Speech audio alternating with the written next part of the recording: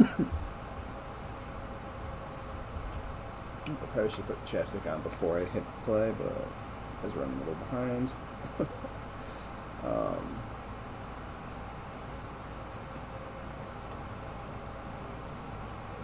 Alright, so we got everything up and running. So today I'm going to do some expanding of Wyrmsbane here.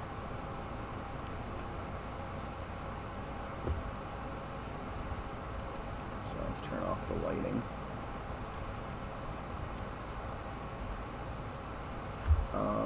Also, I'm going to make sure, I want to see where Nick has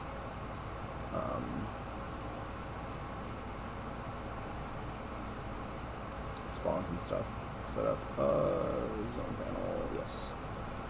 Yeah, Wyrmsbane. I'm sorry, I'm doing this off screen.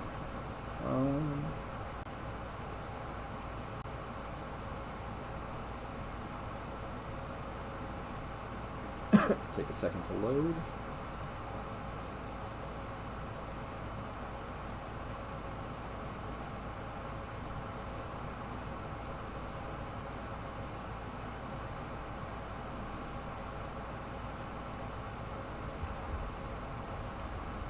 Okay.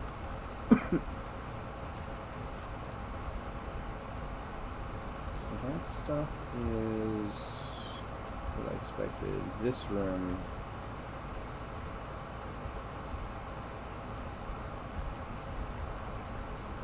almost too thin.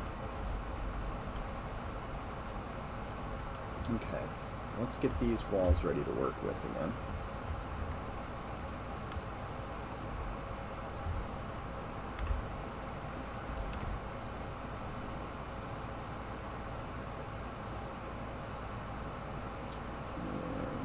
One.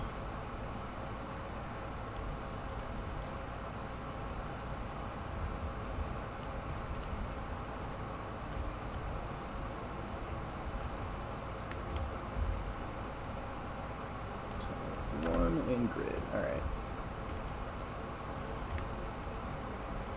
So what I want to do is essentially have this link up to this, and then maybe do something with this currently unused negative space below.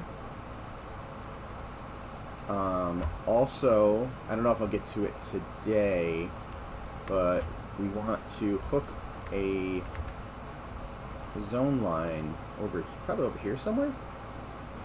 I have to figure out where we want it to link up. If we want it to link up towards the entrance, or maybe even more down into these areas, but essentially it'll go into like a caverny area and then link up to some of the sewers under Night Harbor. So giving a second zone line, and then eventually we want to expand out this way as well. So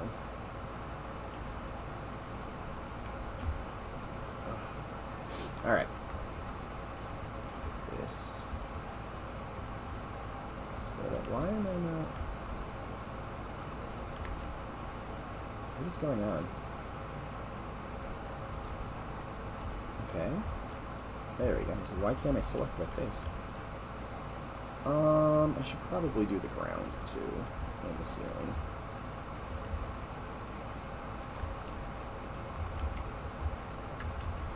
What is going on with my selection today?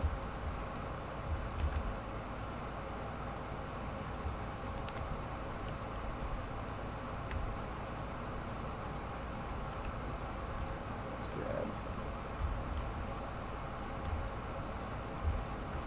4.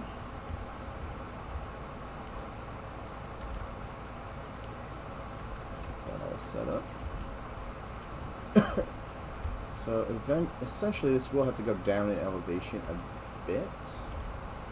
Not too much. Because this will end up being a slightly larger space.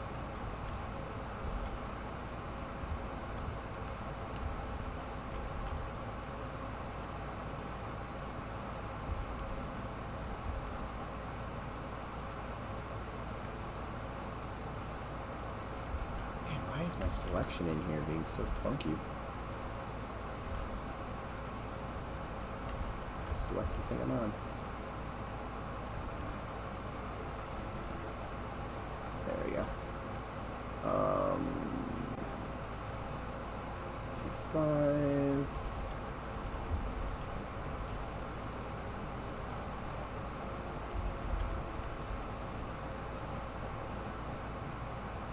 There we go.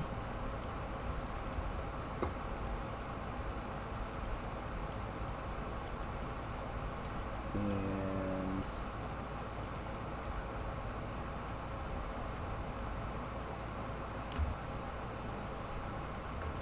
trying to think how I want to do this. Do I want to expand straight, or do I want this to expand downwards, or do I want to expand downwards this direction? Or I could even do something like that. Again, I'm kind of freestyling this, so I might try a couple different things. I'm just trying to think about like how this flows. And then this could go down. And then that would be closer to that level. Okay, I'll try that. And I was doing 4 for these, correct? Yes, I was. So I know I just moved this line, but I was using that for symmetry. So this would be here.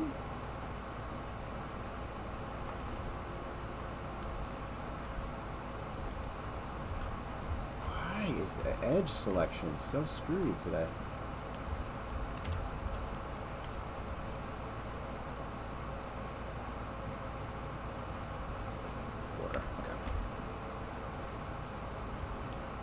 Edge and face selection just does not, because it's not selecting anything. They're just, it's so weird. I'd reset my computer if I was not streaming, but that is not the case.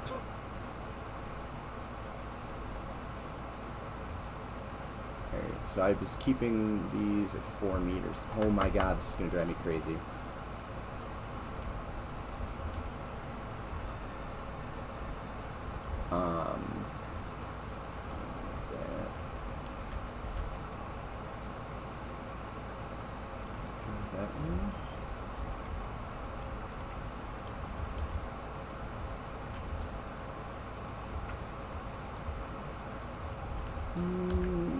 Maybe I'll leave the top part there.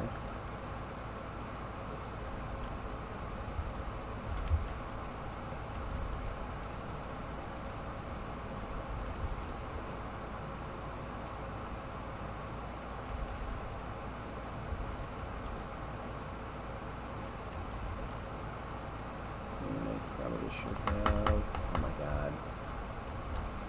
It's gonna be a fun stream already, I can tell.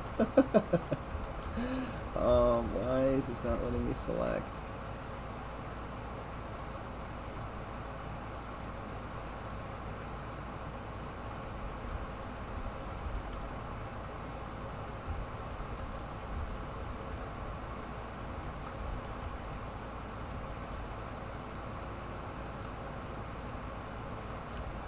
How many did I go down? 2.5. Let's try going down just 2.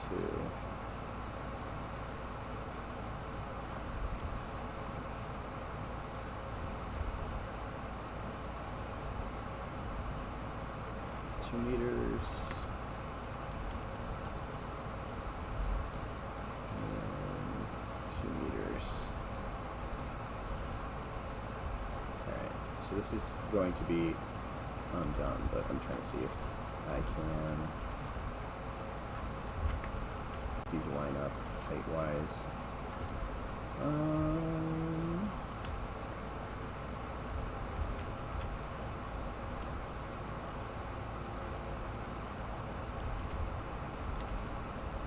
It looks like I am a meter off.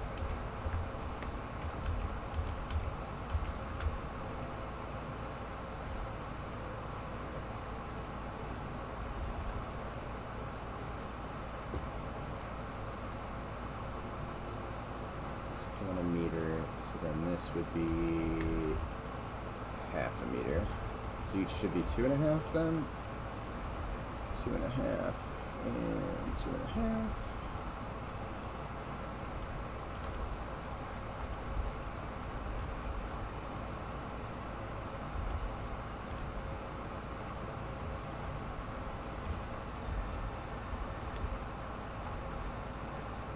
Oops, I didn't move anywhere.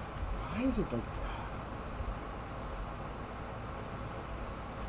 really annoying when your computer starts doing weird stuff on you? Come on. Oh my god, it's not letting me marquee select. Oh, still have to go another half meter.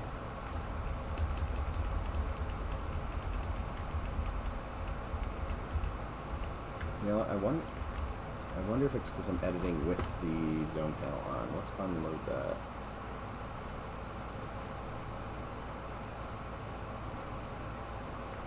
I wonder if that has anything to do with it.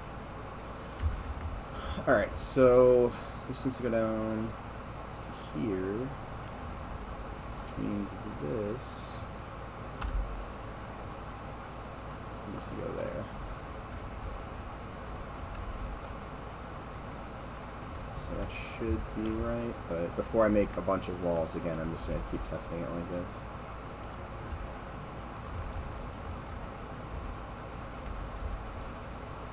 Yeah, turning off the zone panel seems to have fixed, at least for now. Yep, and I'm at the right height. Okay.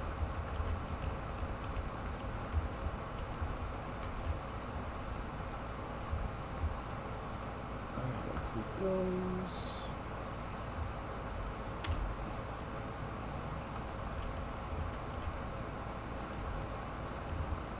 Bring them back.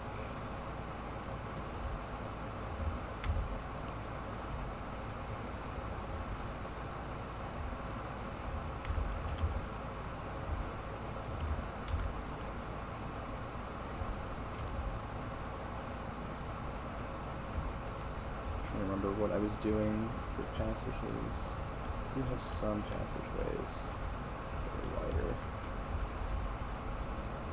It's been a bit since I did this, probably about 4 months now, so I have to go back and kind of refresh on how I was treating some of these walls and passages and stuff structurally, so I apologize as I float around a little bit, trying to remember how I was handling some of this stuff. Right, so, into rooms. I'll make this a room.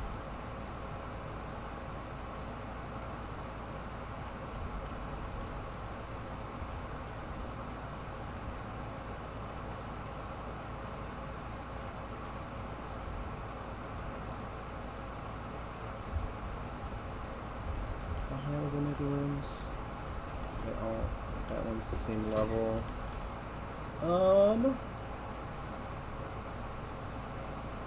Level 20 Mike, thanks for the follow. Welcome to the stream.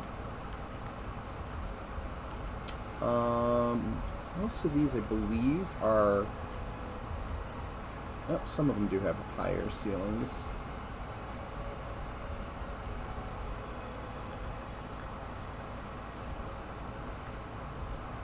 I think I'm going to do this I'm going to kind of make this another one of these rooms, where there's going to be these kind of hanging off. So let's go back.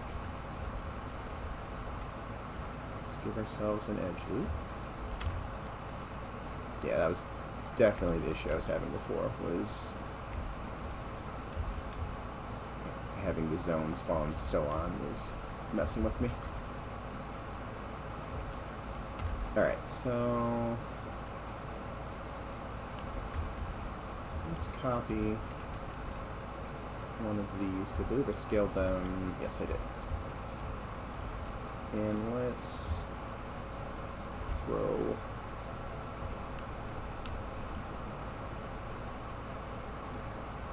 this back on. So yeah, 5.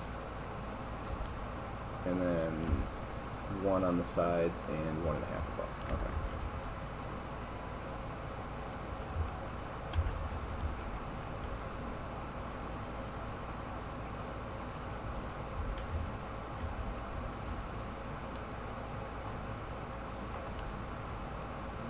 What's down here?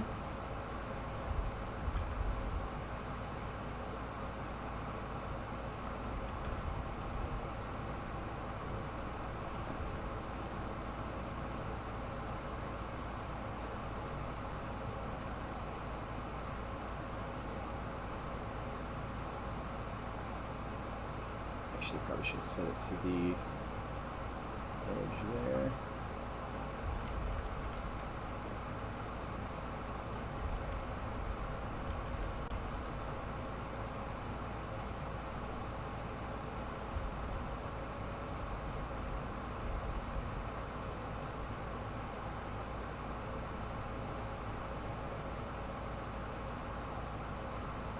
I kind of want this to open up a little.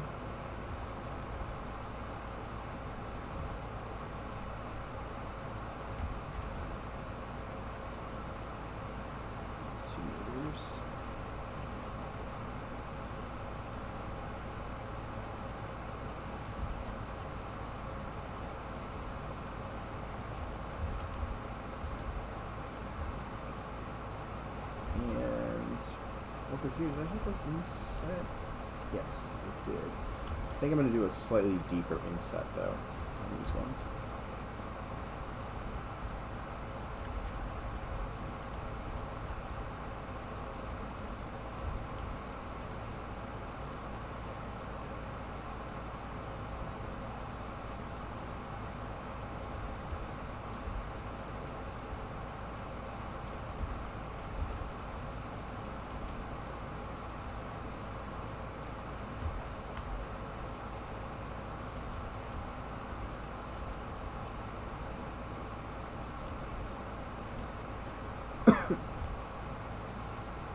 So now, just need to add in the areas they're going to be.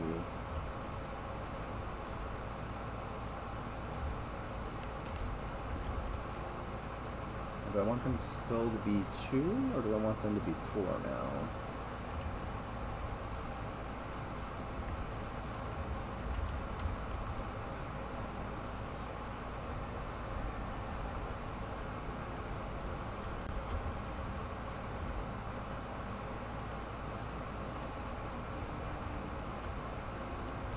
We'll see how that looks. That might change, though.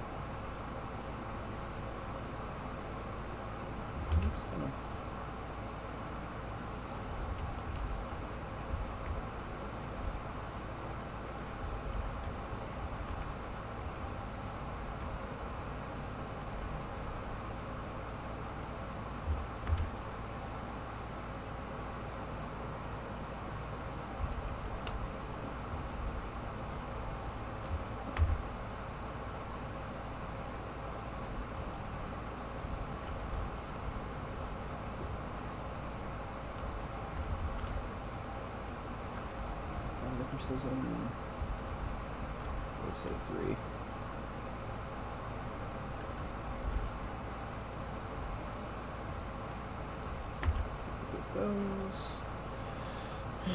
have to mirror these in Y. Although, sometimes the mirroring in ProBuilder does not actually line up properly. Alright, let's push these back a full foot, or a full meter, and that means these need to move as well.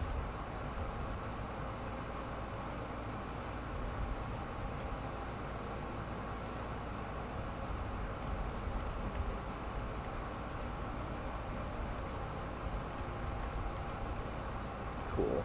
So this makes them a little bit harder to see when you're trying to pull. It's a little bit more dangerous. And then, technically, I would think assist radius would be able to see that and that. So you could still end up getting a lot of them.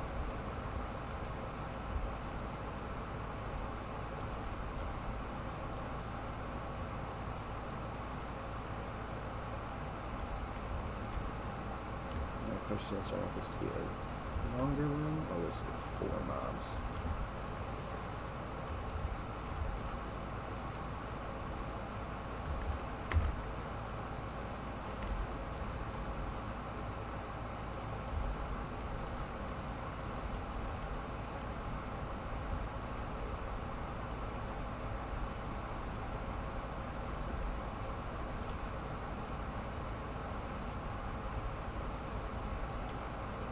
Start making the door over here regardless, and I can always add in more. That is not symmetrical already, so let's fix this.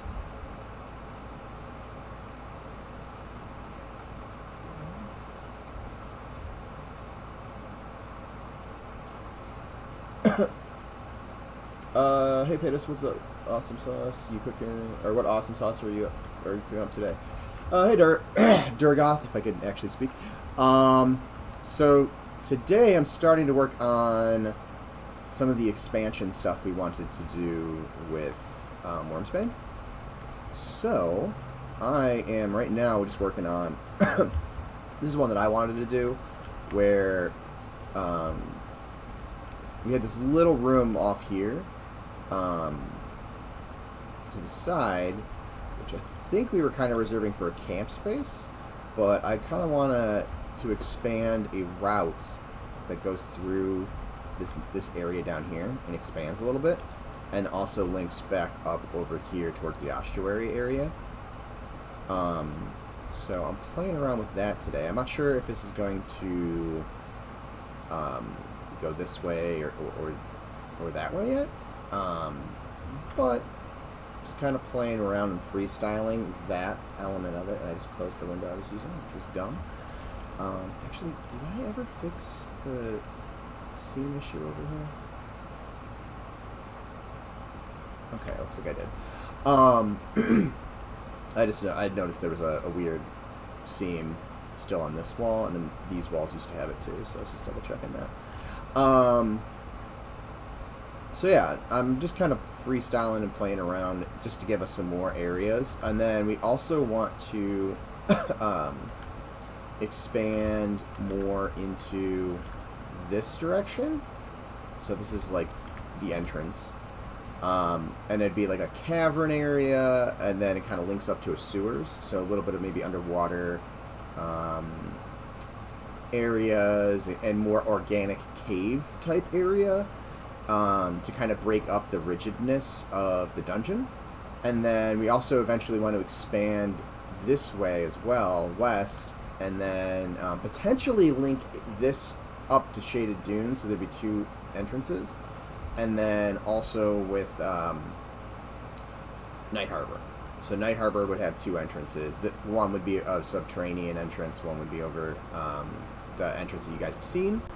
And then where we have Fallen Watch set up, essentially that area would be linked to Wyrmsbane. Is what one of the ideas we were floating a week or 2 ago when we were talking about it. So just kind of working on that. This is the area that I'm going to focus on today, more than likely. And then if I have time, I might start working on this haven't determined if I want this to be something that hooks up to over here, because we need to figure out this room, because we've decided, you know, that we do kind of want to use that shrink to go through here type of a thing. I'm gonna have to adjust the door a bit, because it was really modeled with this as the direction, so it looks kind of funky from this way. So I need to get like a couple chips and stuff that go this direction too, since stuff has fallen into here. And then I have to figure out eventually what's like down here as well. So yeah, playing around with that today. Cool stuff based on probably absolutely nothing. I assume Wyrmsbane footprint was most likely done, and it was content fill out go. So yeah, that was the initial idea, and then we just kind of discussed just making it larger. Obviously, it's a lobby dungeon, but we also kind of want to play around with mixing in some of those higher level elements. So maybe you get to a certain area, and all of a sudden everything's like conning red, and you're down into what's right now the boss room, which still could end up being the boss room. But maybe it gets shifted over or something like that. So, yeah, we're just kind of playing around with adding more depth to it, and potentially having some mid-level range or high-level range encounter spaces within it, so that again you might come back and revisit Wyrmsbane, in your 30s or something like that. So.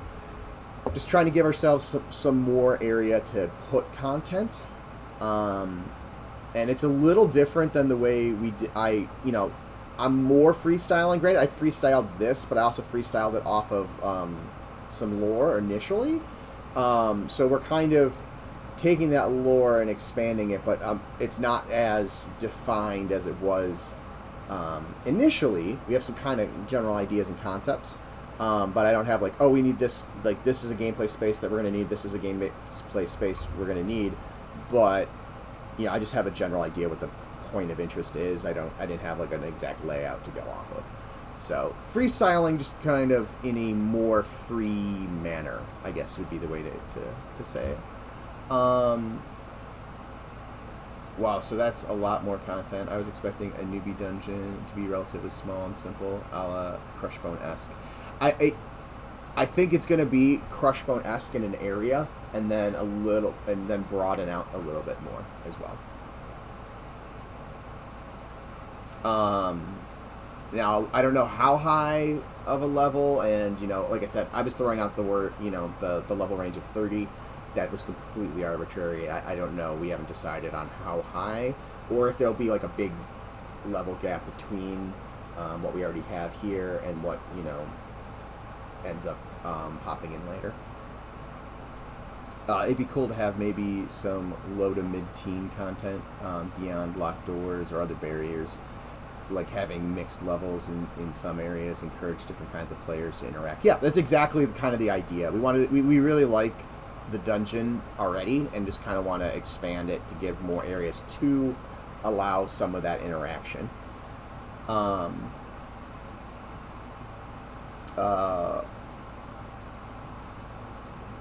Let's see. Nicodemus, looking good. How many rooms so far? Points of interest, excluding hallways. Currently, there are 4 kind of predefined areas. So we've got, and granted, some of these areas themselves have expanded a little bit, especially like the entrance area. So there's other little rooms and stuff, so we could have more content in it.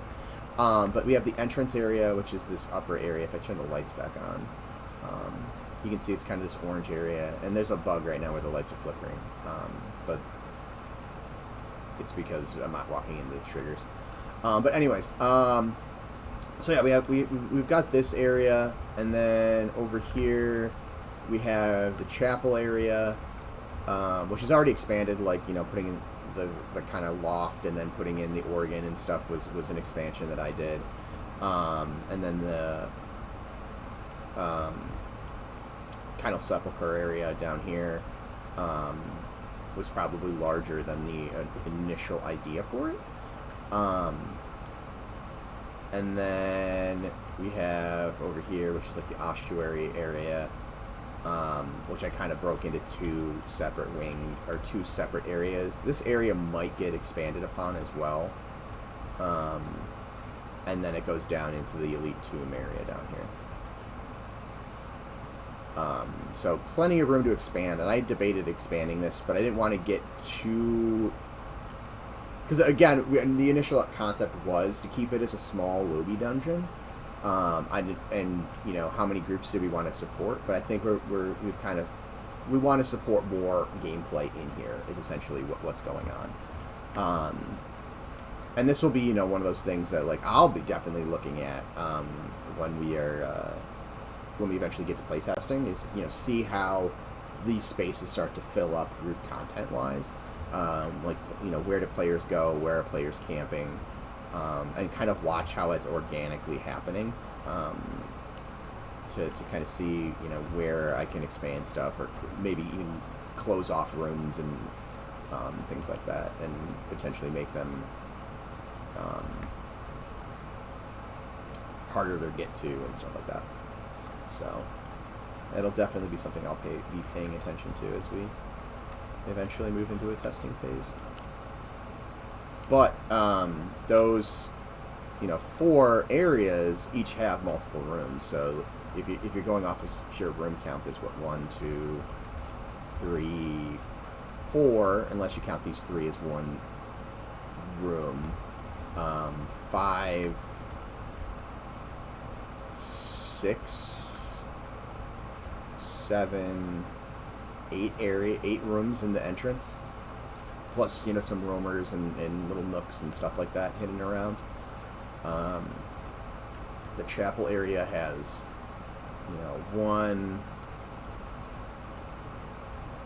2, you know, now getting into 3 areas. But again, you know, it's potential, depending on how we do the respawn rate and the number of mobs and stuff like that, that, you know, this could be some of these areas could be supporting 2 groups potentially. We've already got a decent amount of spawns, you know, kind of within these areas. If I turn that back on, I just need to remember to shut it off.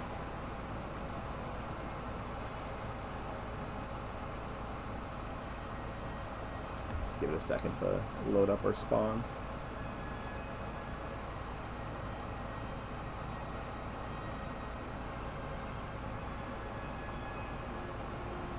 Come on, you can do it.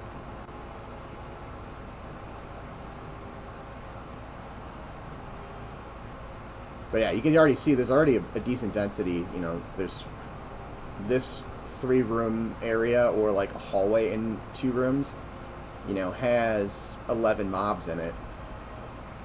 Here's another 5. Here's 1. Oh, do we have a mob here?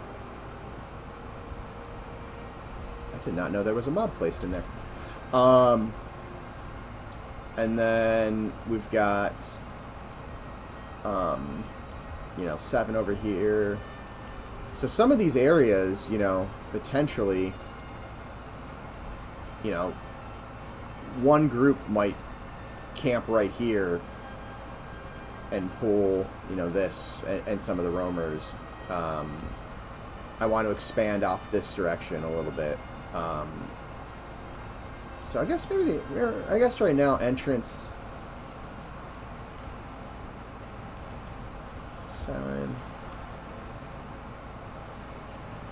I don't know. There might be one group killing these and one killing up here, but we'll just have to see how some of this stuff works out timing wise too. And then you've got, you know, these 9 spawns, 13, 14. So it's going to come down to time to kill with the groups, and then also, you know, the XP rate, which we have made adjustments to, and it is fairly slow now. It was feeling a little fast before, but it's definitely slower. But yeah, so you know, some of that will get determined on just kind of how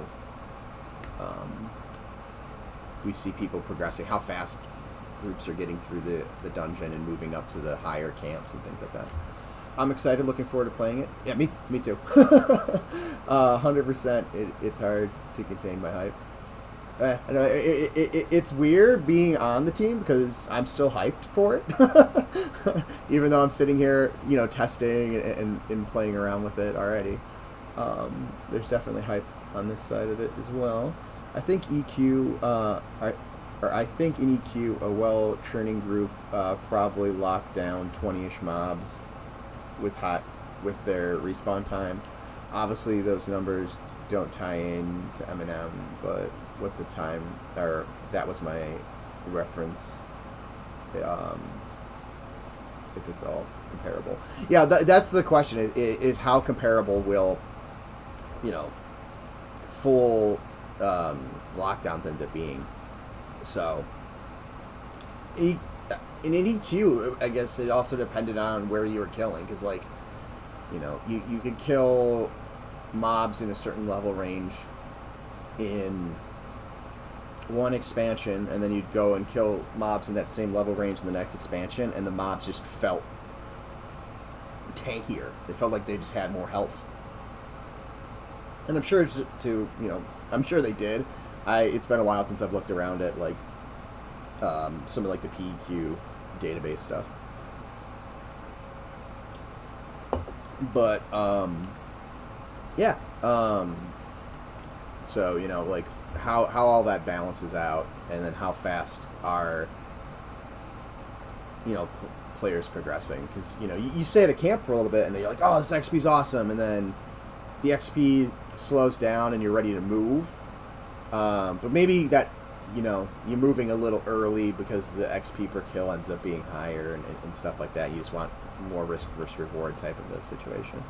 But you probably, you know, could have stayed at, especially at low levels, another level or two, that type of thing. So I've got this, and I need to figure out where I'm going to be going from there.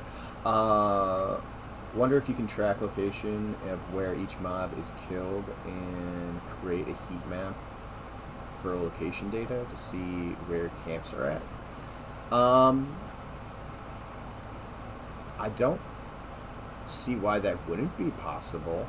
I don't know if we currently save that data, like where they died, but it seems like something that would be very easy to do.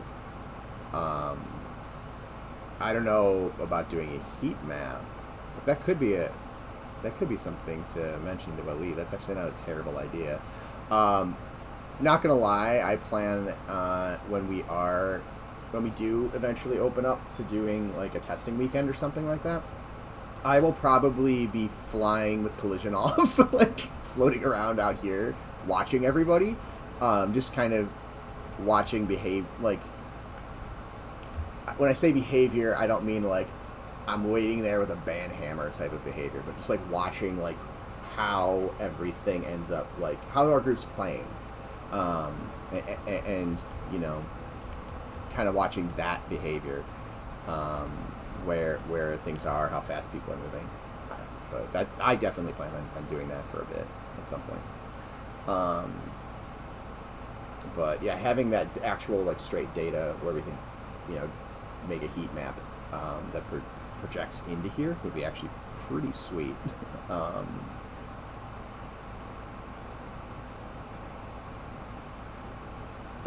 Data that could be used to hone system tweak design. Yeah, exactly. Trying to think here. So I like this room. Now, do I want to expand out? What I could do even is like make a pitfall trap or something underneath a room in here, which I guess is not going to be super secret if I do it on stream, but not everybody watches my stream. There's only 11 of you in here right now. The question is, where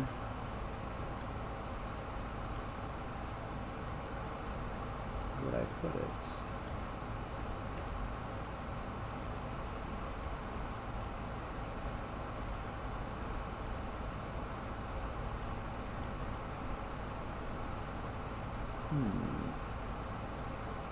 I know we have no roamer here.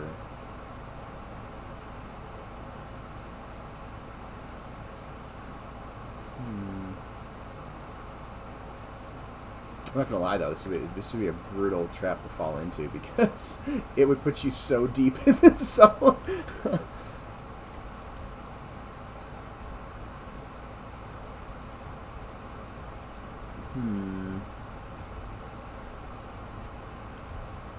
I like the idea of a trap, but where?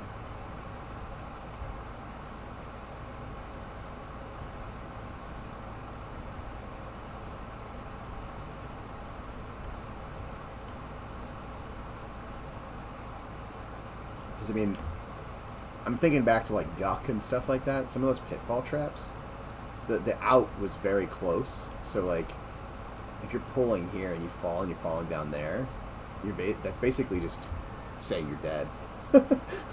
One, the distance of the fall would be pretty bad.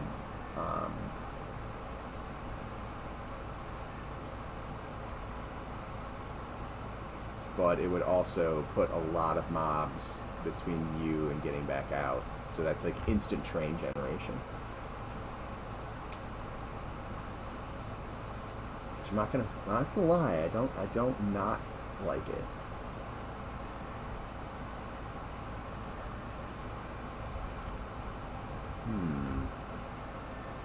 I'm not gonna do it yet, but I'm gonna play around with that idea. Like, there needs to be somewhere, but like if I put like one, let's say arbitrarily, I put one right here, right? And you fall down. Even if I make a landing here, but it's linked down here, that's a lot of mobs you have to run through, and hope you know how to get out. And again, if this is a newbie dungeon, and you literally just walked over here and then fell down, you're never going to know how to get back up. Not your first time. And then that's an instant, like, everybody's first corpse run type of a situation. So that might be a little too unforgiving. I could do something like that and have it fall down into here and just expand this over. Granted, it would change some of the spawns and stuff over here maybe, but that's a much smaller run out than to just throw someone like super deep into the level. I don't know how forgiving we want that to be. Hey, Asinger, how you doing? Make a small area with the upright there, with a few decent mobs. Yeah, that's kind of more the forgiving element that I'm talking about. Like, it still can get you kind of screwed up, but it isn't like, oh, you're dead, type of gameplay. Which, granted, we can do that, but I think that's something to save more for a high-end encounter than, like, our high-end dungeon space than, oh, I'm going to throw you from fighting, like, level 2 and 3 mobs down to fighting level 6 mobs. Like, in an area you have to, you have, like, a 60-second run to get back to where you were.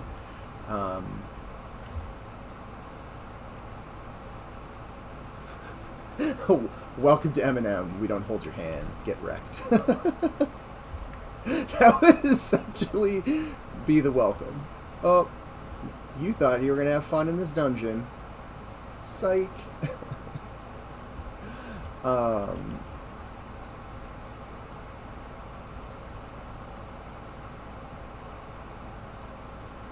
I mean, we already have a pitfall type thing here, but this one isn't very deadly. This one's just kind of like... This one would be more deadly if you fall down there while you're getting chased by a mob. Once we have it actually, like, linked, because I don't think we have the nav mesh is linked. So there's, like, a break here, so the mob doesn't know that it can jump down here and then run up after you.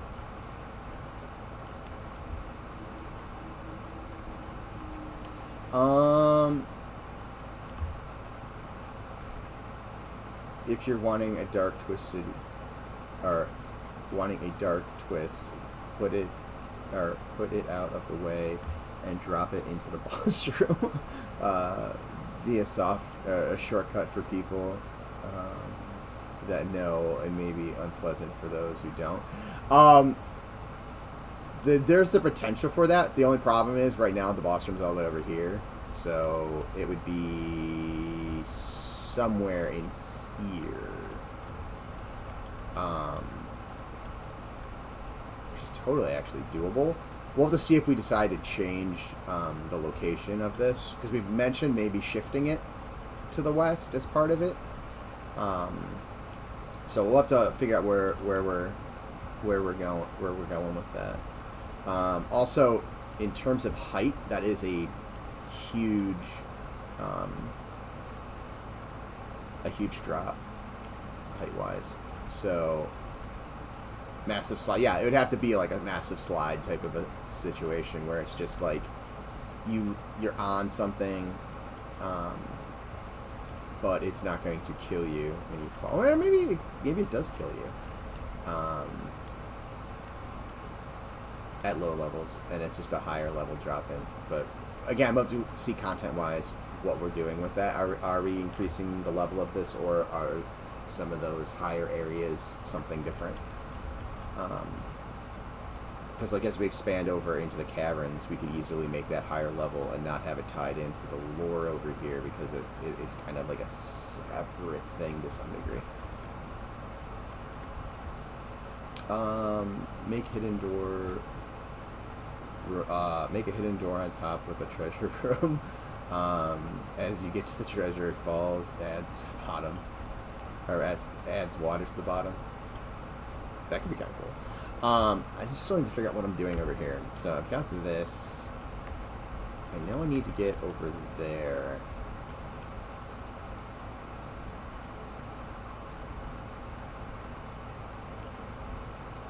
Let's move this.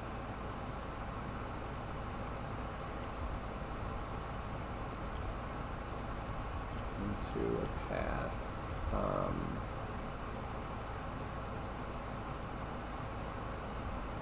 Maybe slightly.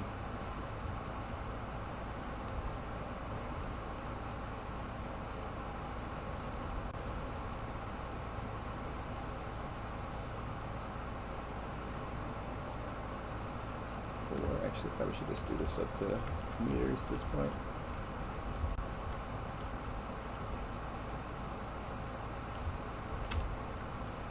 Again, freestyling when I do this type of stuff. Some of this will end up not making the cut and will get deleted, and I'll just redo parts of it. I mean, that's what I did with a lot of this, was trial and error.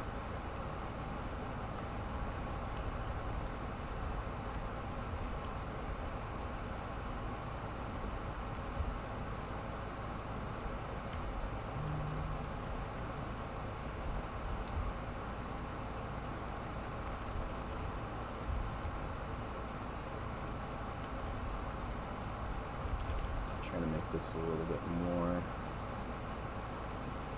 twisty and turny.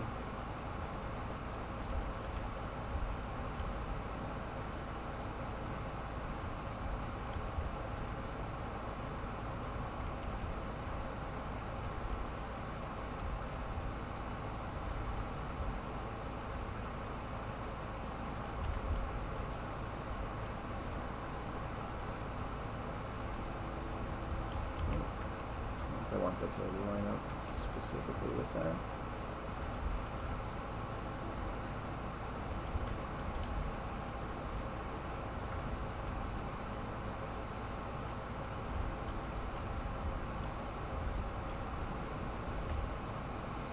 Hmm.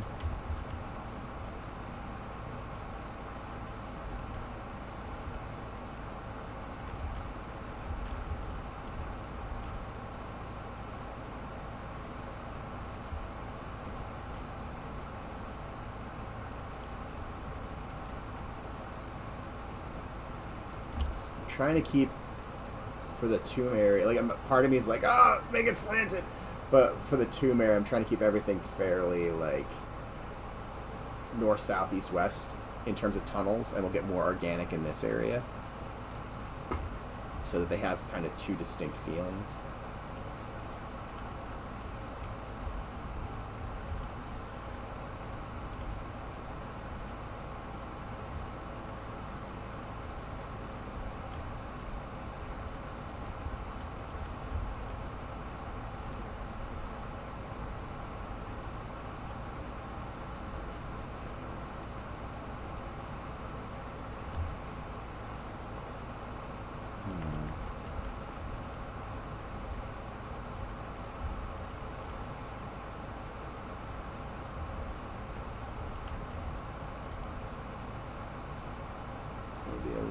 Here. In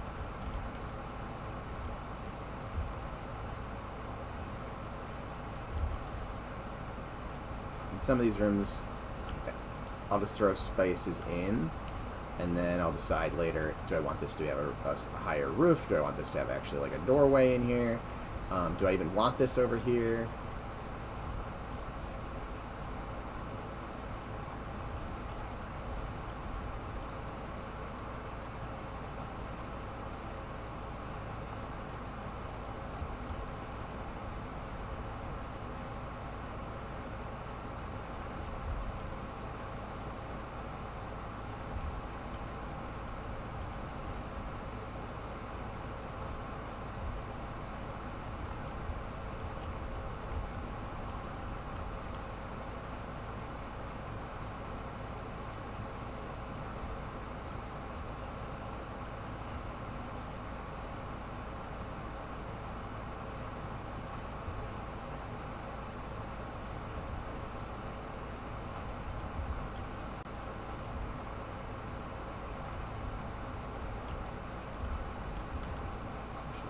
This could be a room.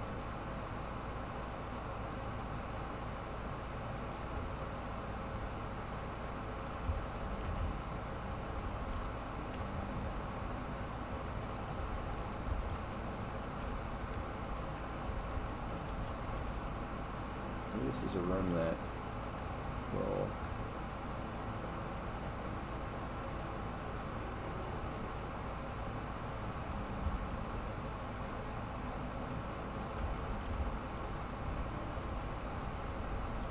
drop down.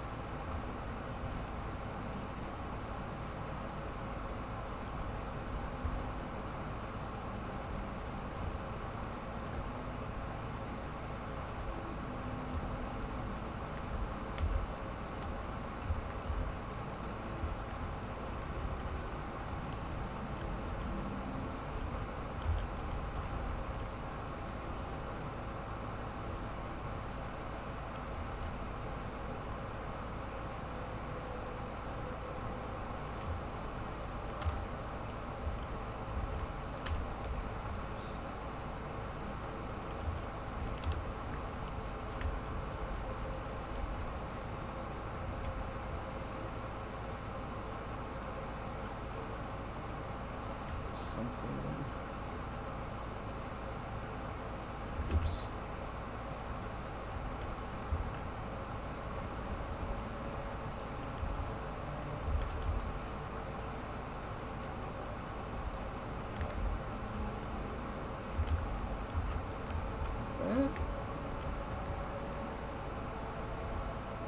Although that's actually going to need to drop further down than that.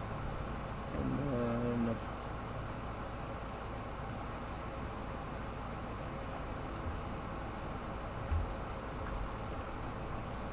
this is actually going to need to be split. Split vertice by vertex. There we go. we'll combine those back together.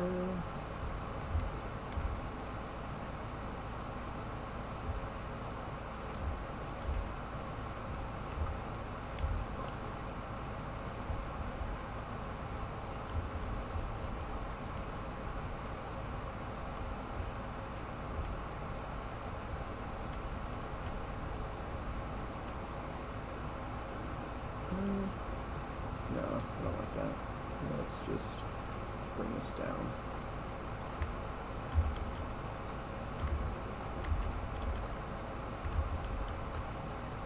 And I'll just have a slightly steeper ramp going down into this. I don't. Sometimes symmetry doesn't matter. Or I could just do this.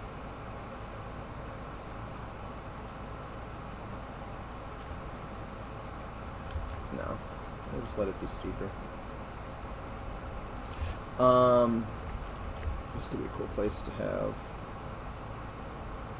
some more of those like sepulchre areas. Although, do I want this to have like a big wide open look, or do I want this to kind of? Oh, sorry guys, I haven't been paying attention to the chat.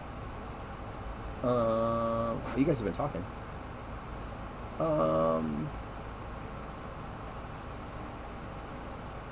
Let's take a look. Massive slide, I remember that. Could put a shaft with ledges along the way. Could put a shaft with ledges along the way down, so if they initially fall way short, but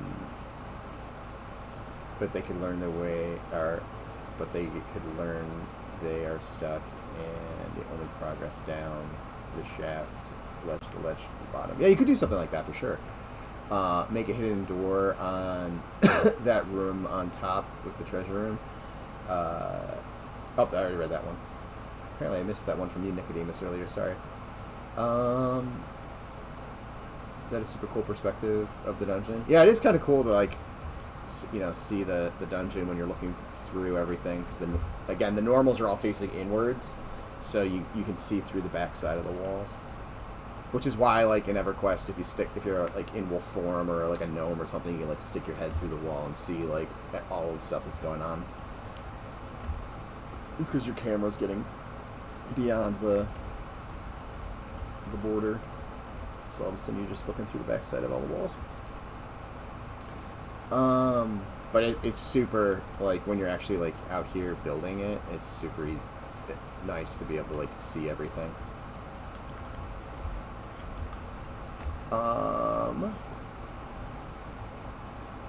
I like the inclusion of traps, though.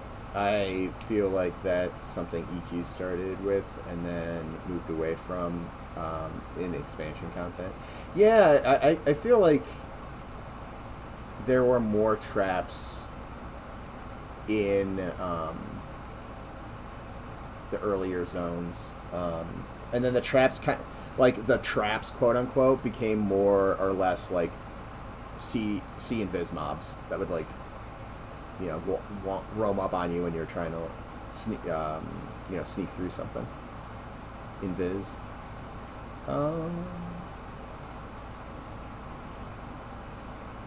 Never seeing this dungeon yet.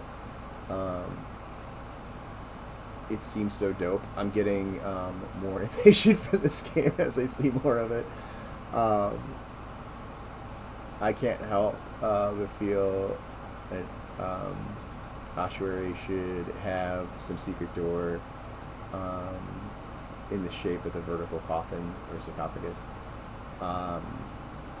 Maybe a few coffin doors. Some of the skeletons could be behind them. Some has passages. Yeah, I've been debating doing that, Nicodemus. So, like, these ones over here, as opposed to having them kind of collapsed like this, have the doors up, and then they could be tied into the whatchamacallit, into the database, so you open them up. Also, there's one of them over here that I did, which was more of like a little kind of chamber, that has a little like sepulcher on it. So it could be, you know, you open it up and it could be either empty, or it could have a mob in here, or it could just be kind of a dormant skeleton, kind of like these ones in here. Although in here, I think I should probably at some point go through and delete some of them, so it's like some of these ones got off their deathbeds and kind of roamed around. Something like that.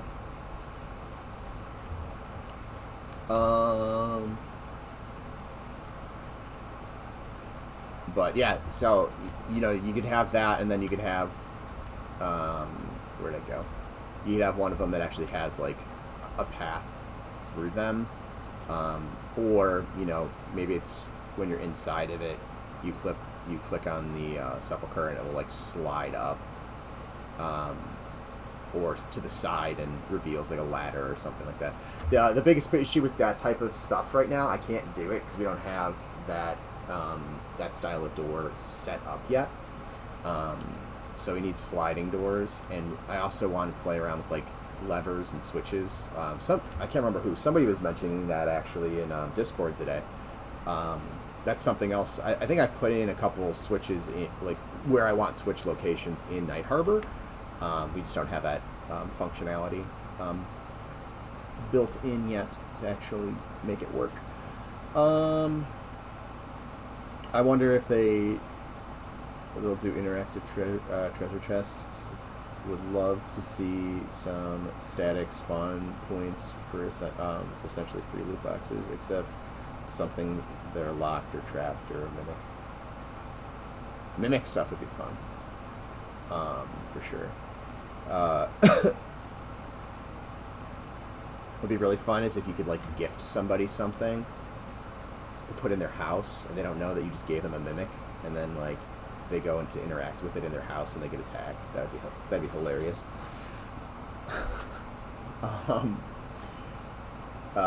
Could you have rusting armor or a weapon in it, or a poison cloud, or skellies or something like that? Vampiric mimics. A little Scooby-Doo feel it. Hey Shaggy, hey Shaggy, you and Scooby go that way. I'll take the clerics this way. Never split the group. Invisible mobs. Do you mean Velk spiders? Yeah, we definitely need some invisible mobs at some point.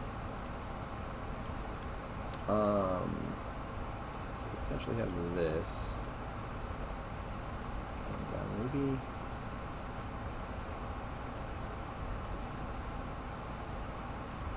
this is going to be one that's going to be a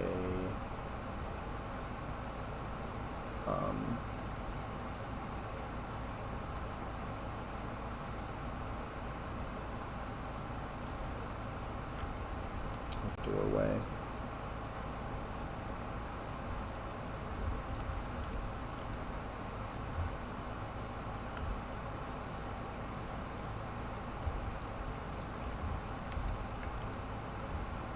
So,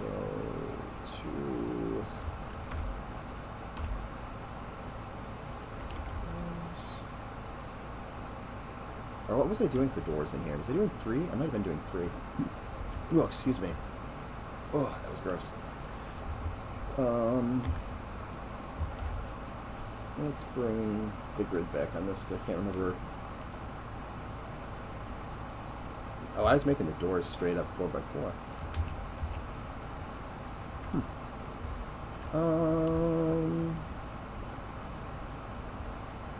Well then, I'm doing them that large. This as... Whoop, that was not what I wanted.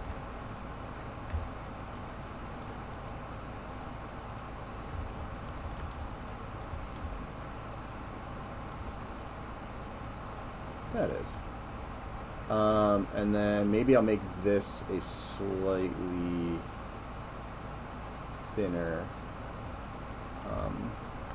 doorway, because I want a little bit of a gap here.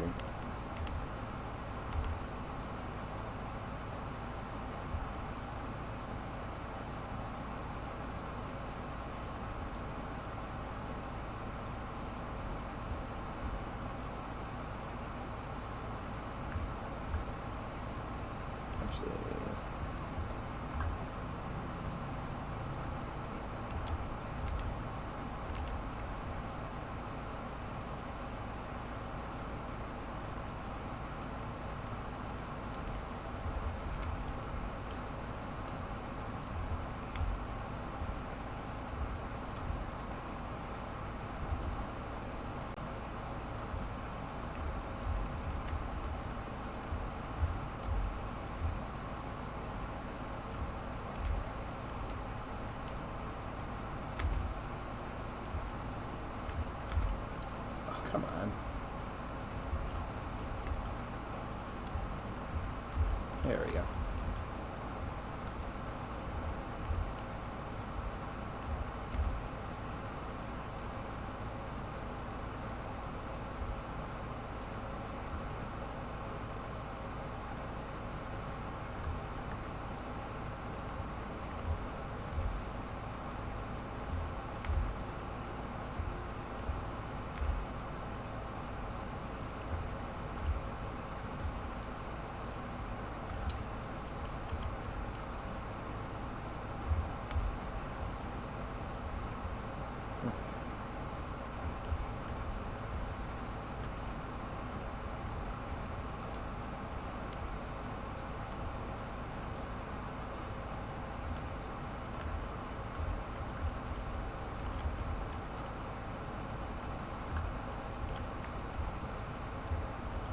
Actually, hold on.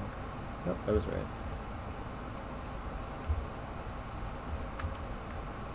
Those are deleted. Just making sure I'm not like doubling up faces before I weld everything. Main reason I can't, with the grid on, it doesn't always show when you have Z fighting. I've noticed. Because it's the same material. So it's like, it's flickering, but it's flickering with itself.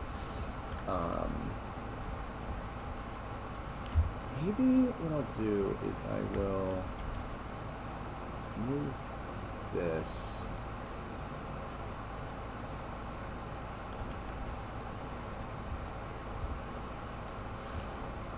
It's a lot of adjustments.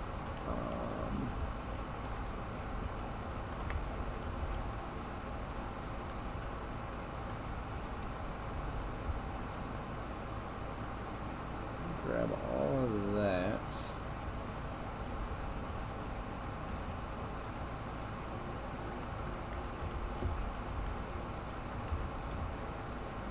Grab those. Do I have them all? Awesome.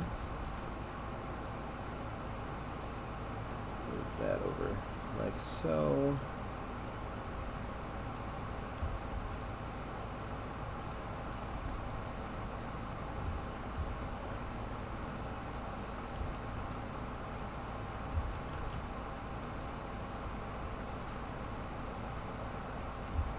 Of course, one little spot.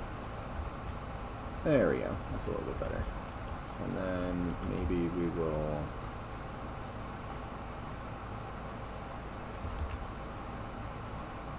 there. Give it a little bit more space.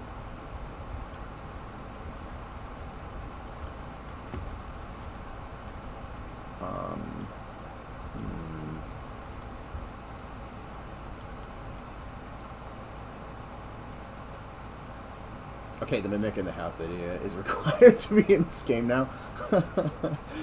Make it a red con regardless, but you have like no HP and damage, so it's scary as fuck.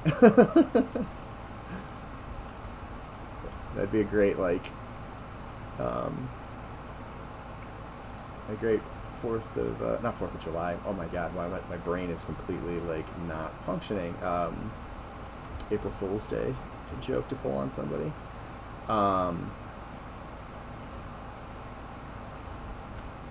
But it would also be pretty funny if like you didn't know it was a mimic. It had to like sit there for a little bit before you found out it was a mimic, or like it. I don't know. It definitely could be something that's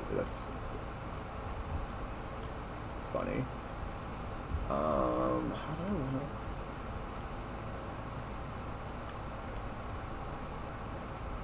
these to link back up?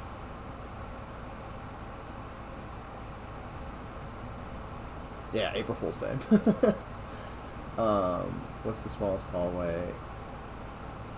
You can do 5x5 on a large to allow ogre to pass. No, Nicodemus. The smallest I can do is, I think, like 2 meters wide, but that, like, the ogre can pass through, but it looks weird. They clip, so it's like 2.5 by 3. If I want an ogre to pass through it, the standard is 4 by 4, which these are. There are a bunch of, like, I've been using 3 by 3 as like the narrower hallways, but kind of like the standard hallway is 4 by 4.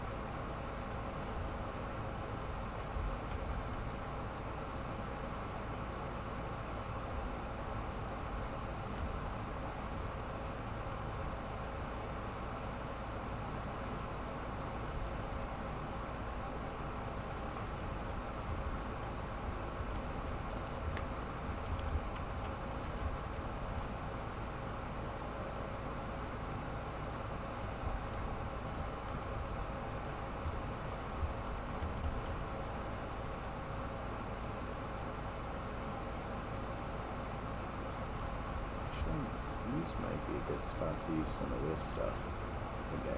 Do I have a section of this? I do not. I'm trying to think of the easiest way for me to reuse this.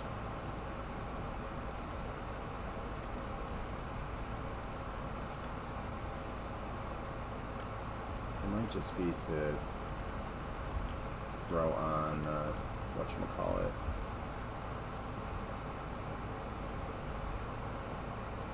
The grid to see what my scale was again, because breaking this up is going to be a pain in the butt. So 3 by 4, that's what I was using.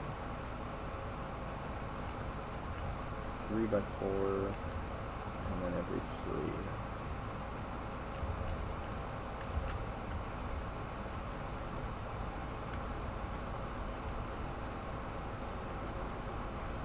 So let's break this. Actually, no, that's already a triangle, so it's not needed. It's just going to end itself there. Alright, so 3. Oops, let's make these straight. There we go. And then let's...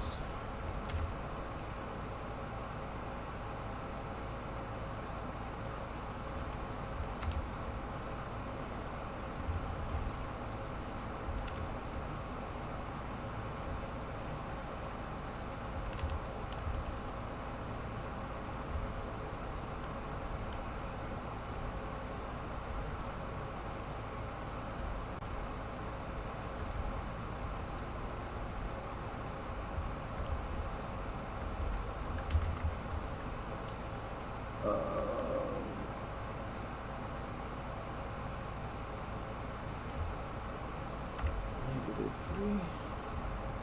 That will do it.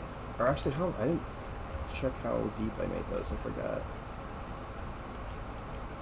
These are probably 2. If I have to eyeball it. Yep, 2.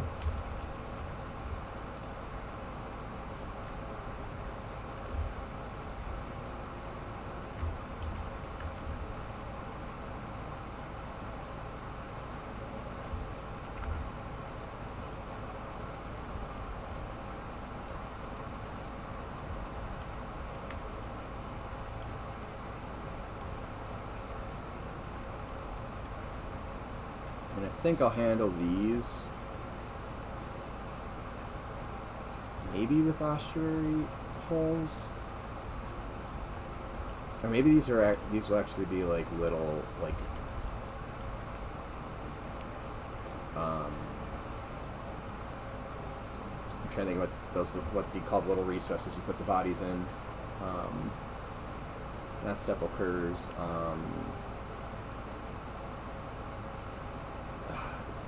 It'll come to me at some point.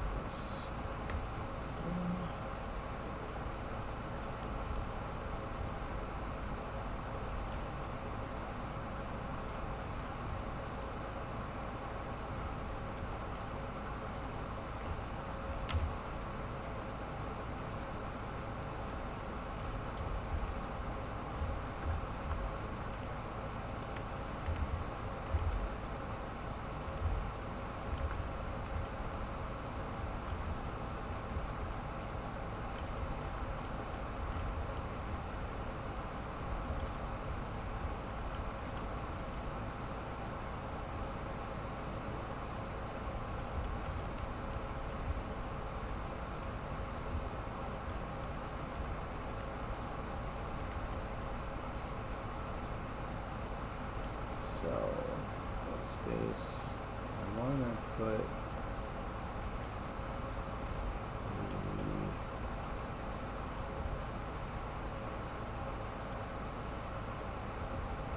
a trap of some kind, a pitfall. Just trying to decide where I want it.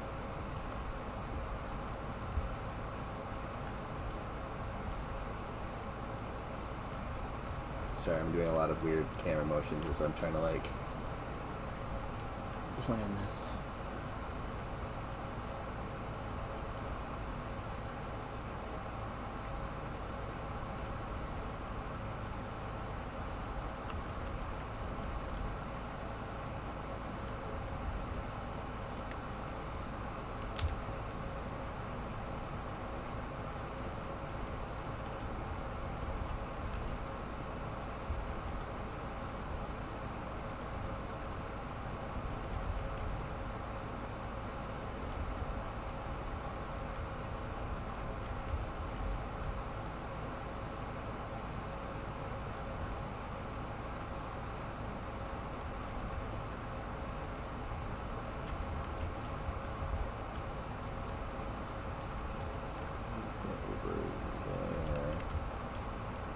Do that.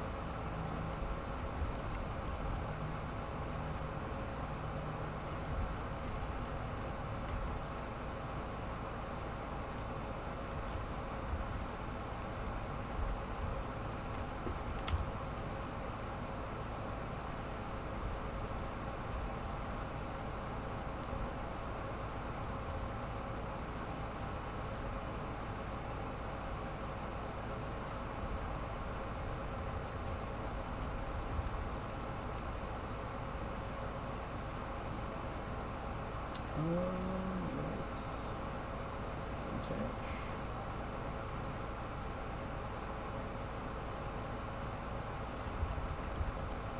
Oh no, I can't detach that one.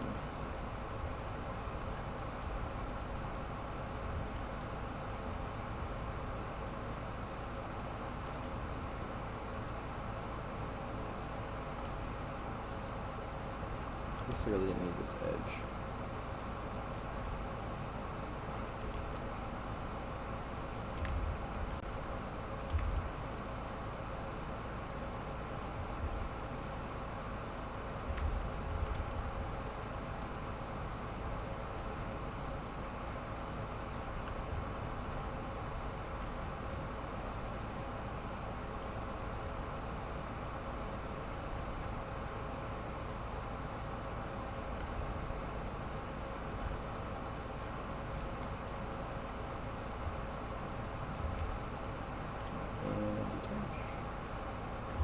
Duplicate.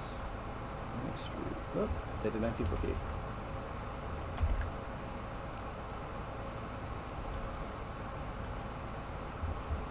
Okay, why is this being done?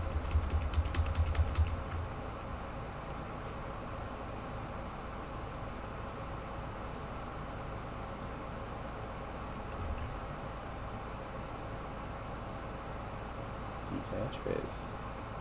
Let's save too, because this is being funky, and I don't like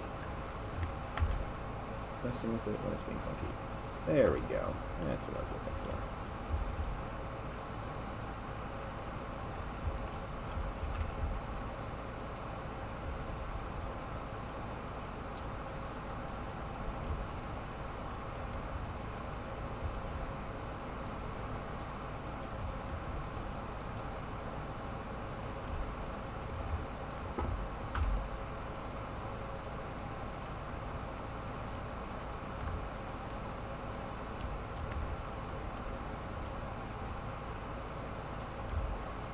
This might be larger of a tunnel than I need, but for now.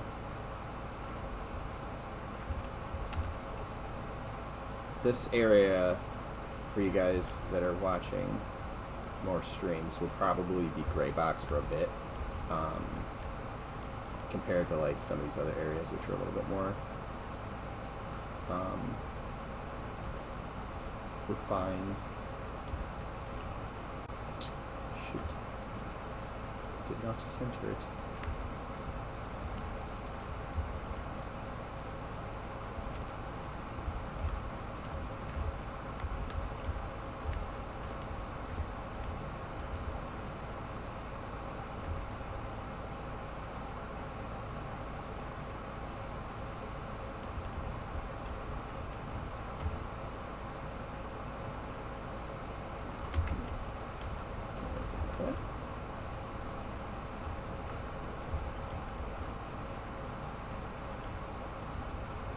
There we go.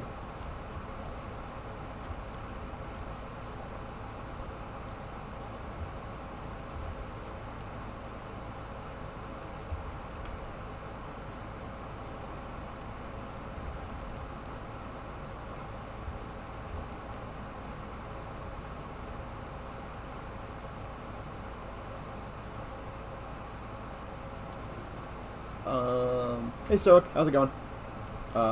This takes me back to the CS 1.6 maps. Or making them.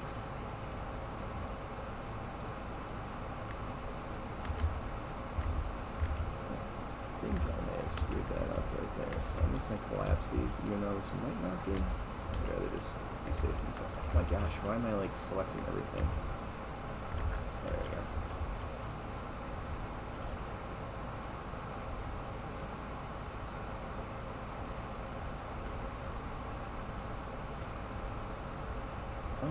Something's weird going on here. Oh, it's because these are two different. Let's delete that. And its actual link up.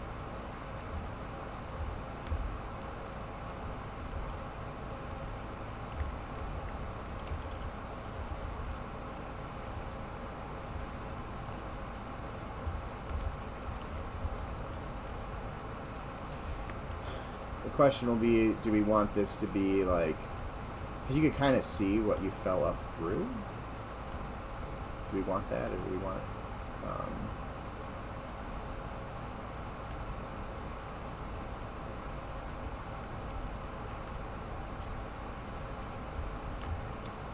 do you want that to be blocked? So we fall through. Still got a decent way to run to get back. But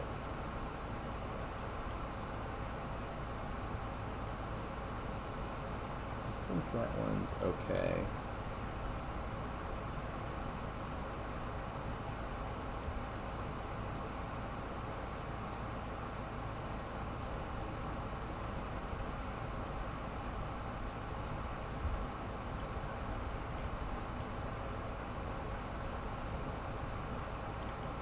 Or it could have a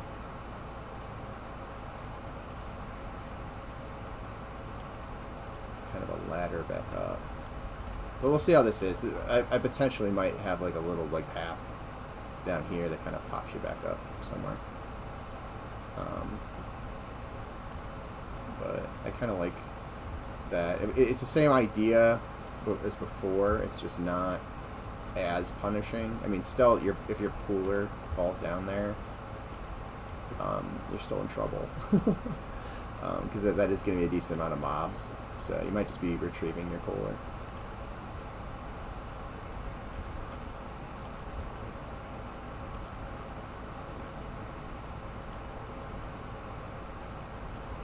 Let's grab a couple of these dudes. Let's grab them. Yeah, I'll grab them without spider webs. I'll do the spider webs later. This whole area is going to need a pass on webbing. Actually, I think the lower areas still need a pass on webbing.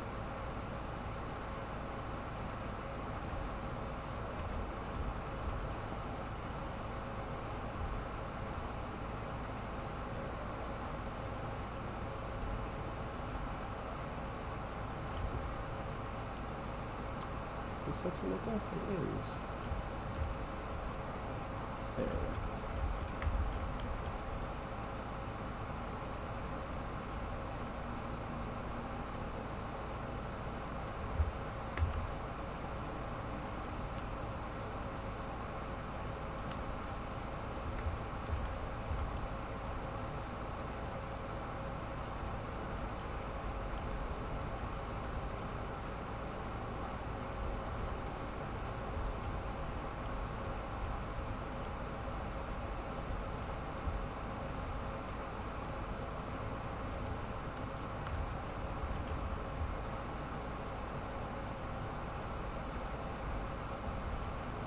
So that I'm centered. There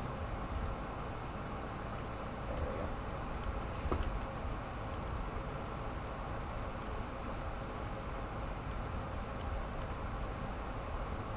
Not exactly what this room is yet. Oops.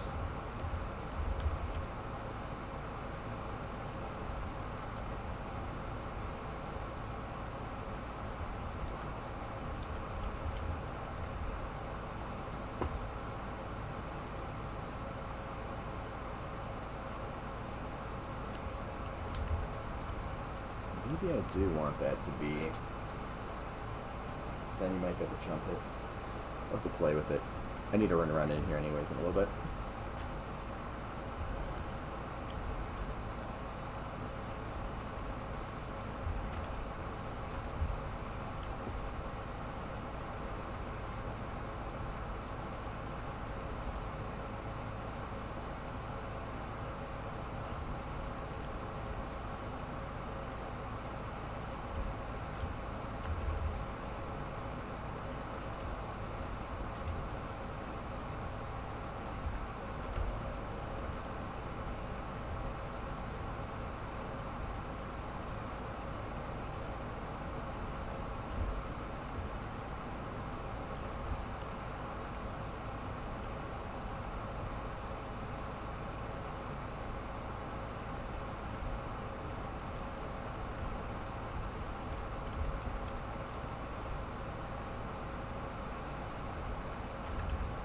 Let's put this over here.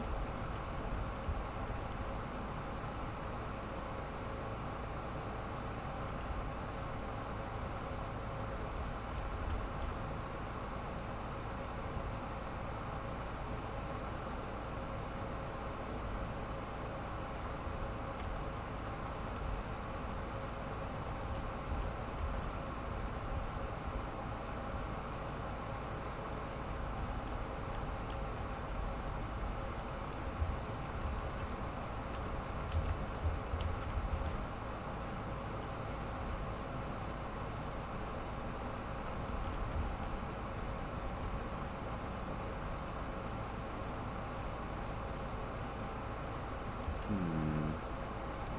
want that to link up, or maybe not. I'm going to leave this little nook area for now. I may link this over here somewhere, but I might not.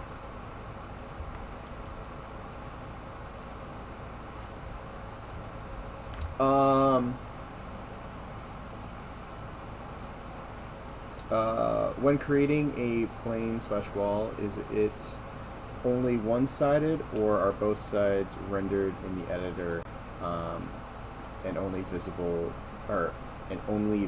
side renders in the executable mode? So wherever the direction of the normals are, that's the direction it renders. So, yeah, let me just start with like a fresh cube. So if I bring in like a cube, it's a solid cube,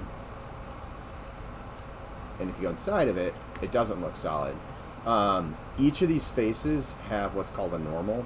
So essentially, you can think of it as a little line that points out from the face, and it's pointing out this way currently. So this side is visible, this side is cold.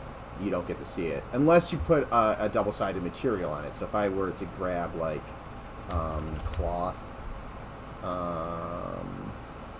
where's one of our? So like if I throw this cloth on here, oops. Because the cloth material says to render both sides, it'll render both sides. Unless you have that toggled on, it'll only render the one side. So this, instead of being kind of on the outside, what I did is I just flipped the normals, and then you see on the inside, and you don't see on the outside. So that's essentially what's going on. It's just it's the direction of the normals facing. So it does in the editor. It's like this. Same thing in the game. And most game engines do that. Like Maya doesn't by default, and some of the 3D modeling programs don't. So like if you go inside of a model, you can see like what's overlapping. But in Maya, for instance, you can just turn on backface calling, and all the back faces where the normal's not facing will become transparent. It just helped cutting down on renders. Bitsnake420, welcome to chat. How do you have it set up so that you're creating tunnels? Exactly what I just showed. So it's, when I initially started this, I dropped a cube into my world, like so, at the scale I wanted, so like 4x4 to start a tunnel, and then I just flipped those normals, and now as I start to model, I'm modeling tunnels, or air ducts, or caves, or whatever. But it's a super quick way to do that. The only problem is if I have exterior lighting going on. So let's say I had like an open cavern area, and the skylight was actually happening. Like if let me actually run around in the zone real quick. If I pop back in, our daylight cycle is still going on in here. We just don't have a sun in here, but it actually has the moon rendering in here currently. Or not the moon, but like the star fields there. If you had a light outside of here, so for instance, let me just duplicate this, and I move it. So if I had the day-night cycle going on,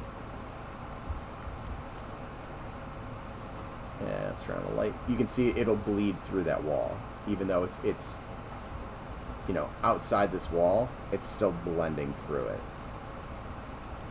So like, if you do this method, you have to shell in this area. So essentially, if I wanted to have like one area where the sky is open, I would have to do something like this. As I keep deleting the cube, so I have to keep making it. I would need to build a shell. Oh my god, I keep hitting the wrong button. Around the entirety of the level. Oops.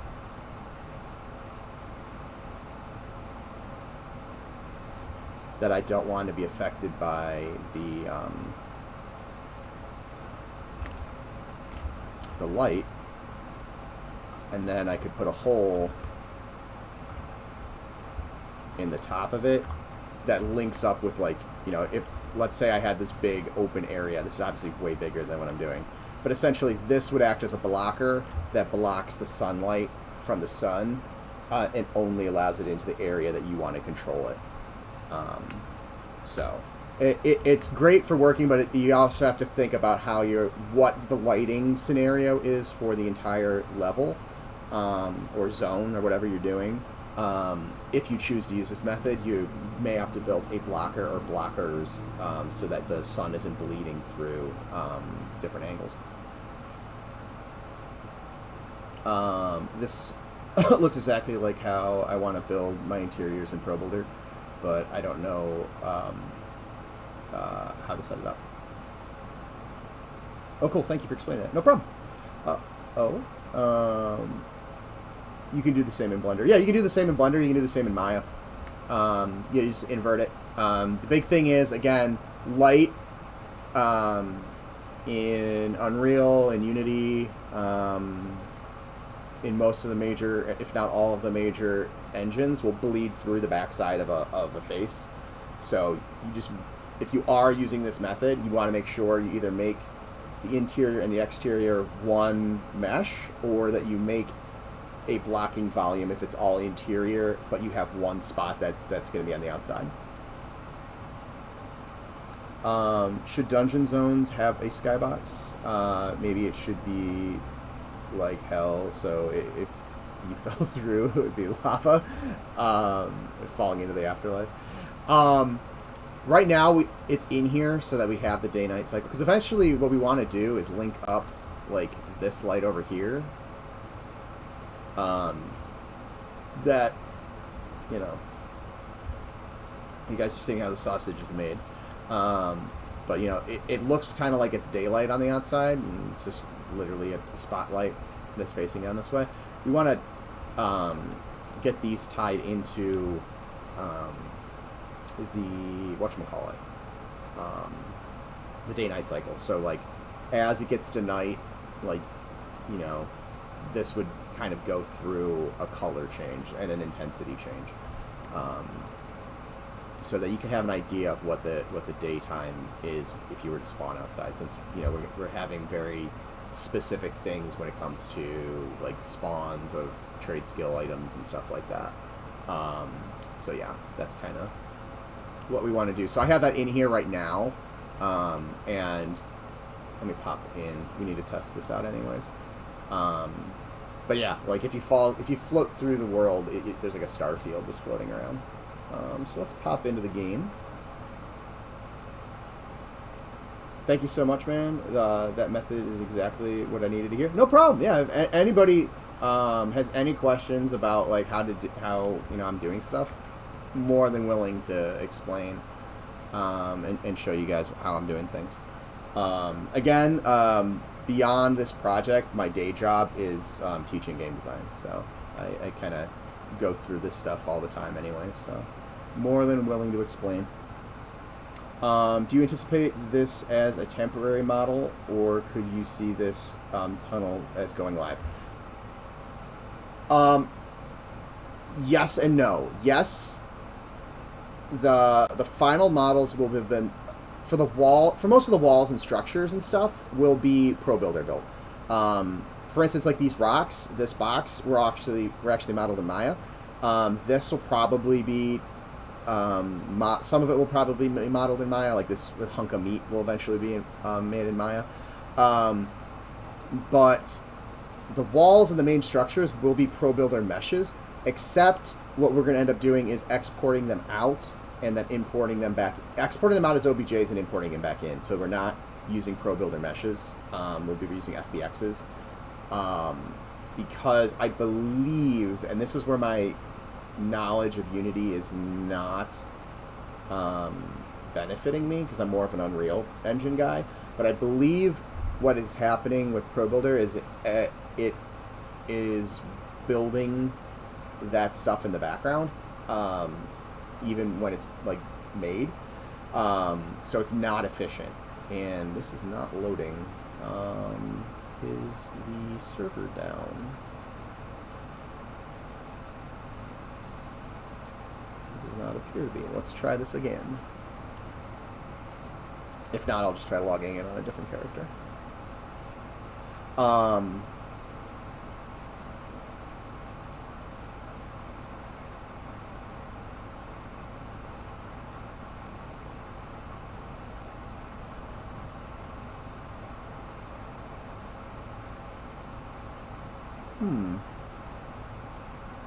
Oop, oop.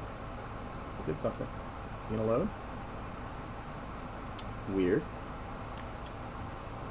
I wonder if... I didn't have that turned on. I wonder if that's causing an issue. Because I am doing this all in editor, so some of those editor settings carry over to the game. Let's see.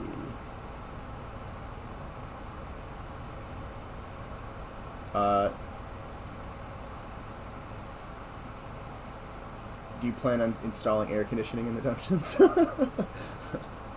No, but I do have air conditioning running, which I'm sure you guys are all hearing. It's the time of year. I mean, it's not terrible today, but it's the time of year that if I was just in here streaming with, because I close my window because I live on a fairly busy street to cut down on some of that noise. It would get really warm in here really fast. Okay, what is going on? I'm gonna try a different character.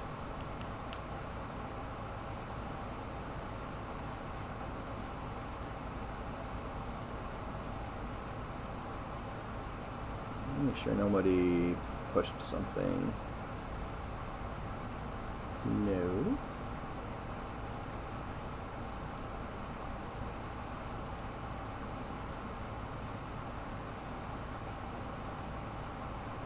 There's a huge heat wave where I am, and it's been melting me. Yeah, I'm not. I can't log in, Zukin. Are you able to? Oh, there we go. Oh, cat's out of the bag. Zone.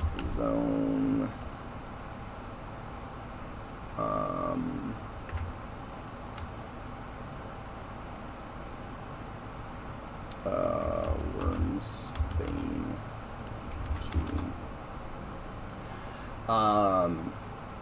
I've been having problems getting in lately, like that too. There we go. Let's turn off. Oh, I have that stuff on. / aggro. And let's give ourselves a torch because it's going to be dark.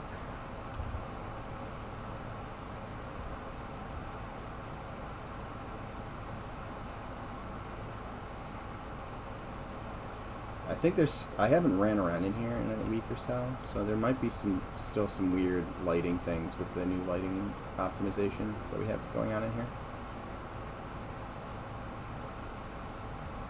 Whoa, boy! That was not what I wanted to happen. Did I turn off?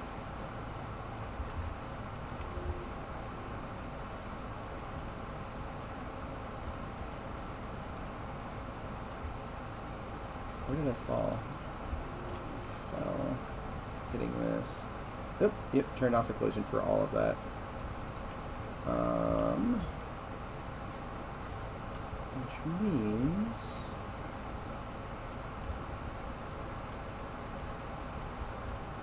that still had collision. So the floor I wanted to fall through was whoops, that was not what I wanted to hit.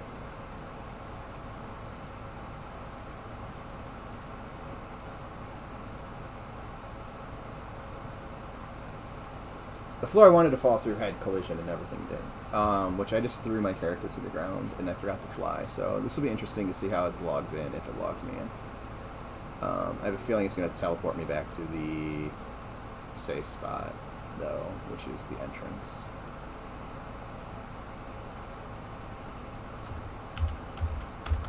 Yep, helps if I could type fly. There we go. / aggro / fly / collision. The other thing I wanted to show you guys was, oh, I guess it got turned off. There used to be stars floating around in here.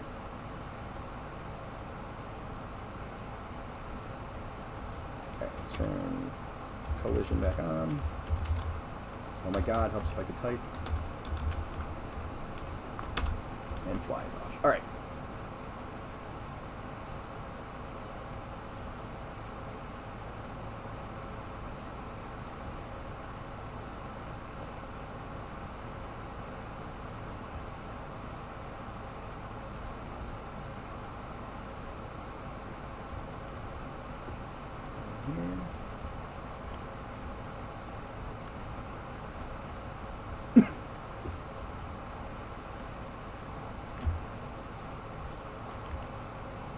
Let's see if this is jumpable. Nope.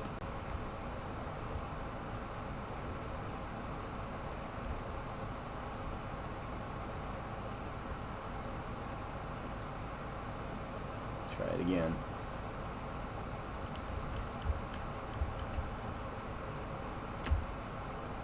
Yes, that's exactly the distance I want it to be. Now, could you levitate over that? Sure, but you can't jump over it. Let's try with Boots of Speed.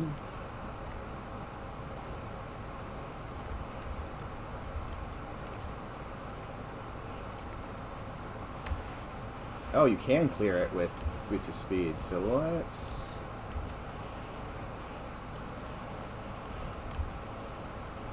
play with this a little bit more.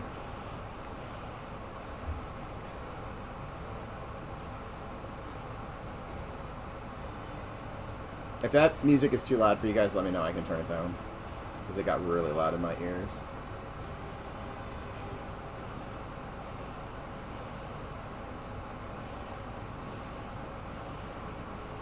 Oh, I went into Night Harbor. I wanted to go into Wyrmsbane. What am I doing? There we go. Okay, so I need to move this stuff back. Of course, I've got way too much geo. And it's at an awkward angle, because it always is.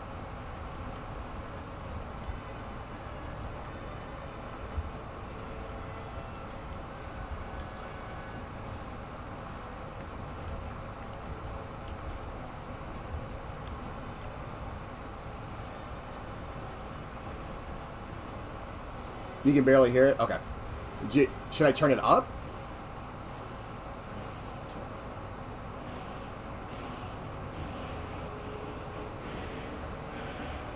Turn it up a little bit.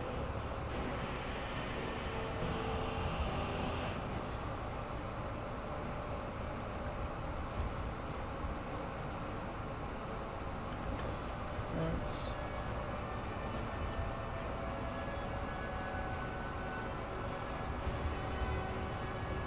Those. That's good? Alright, awesome.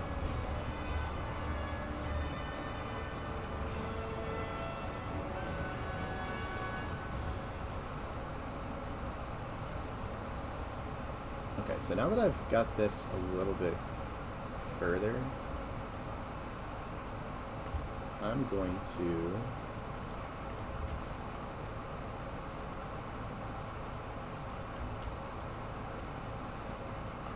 play with this a bit.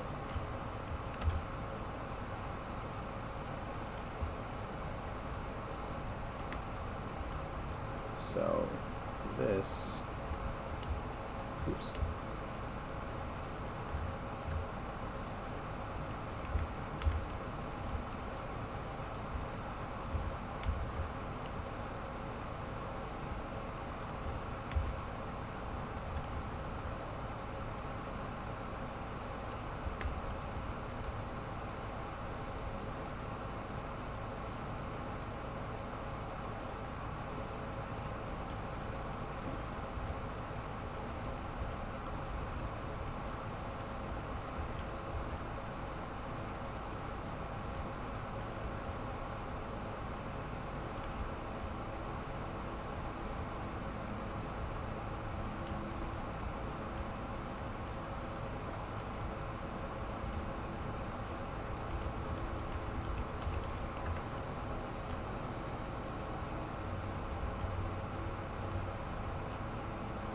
This will be a little forward, but not too much.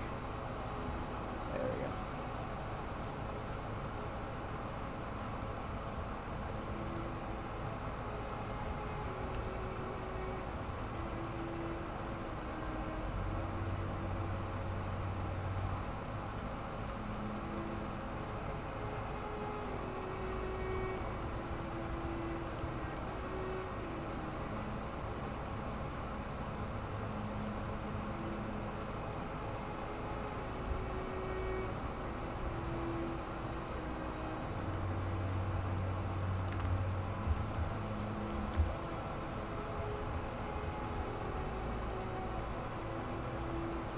That's good.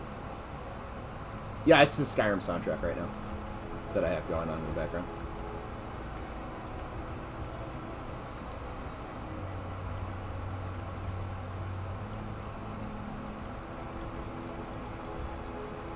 I kind of want to give this a... Oops.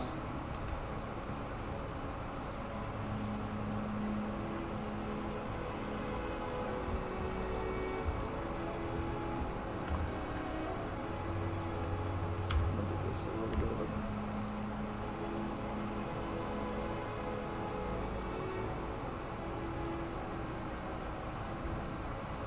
of downward. Oops. Angle. Or not an angle, but like a small flat area.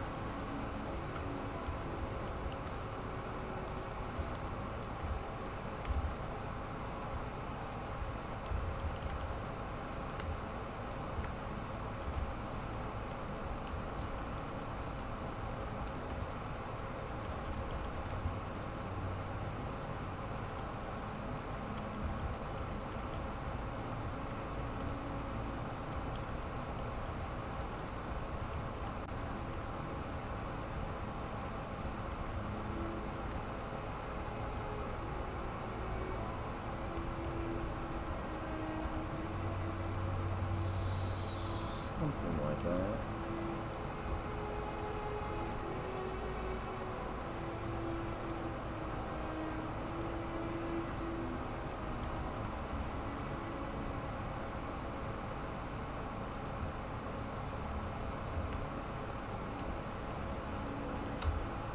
Oops.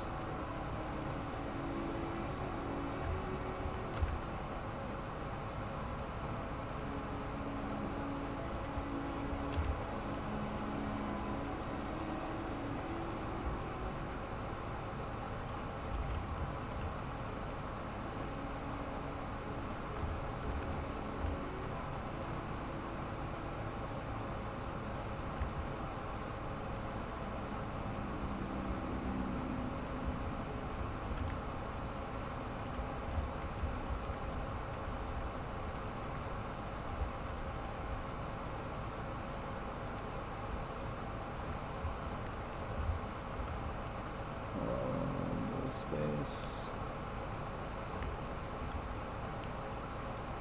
There we go. Oh shoot, it's not. It screwed up the tiling.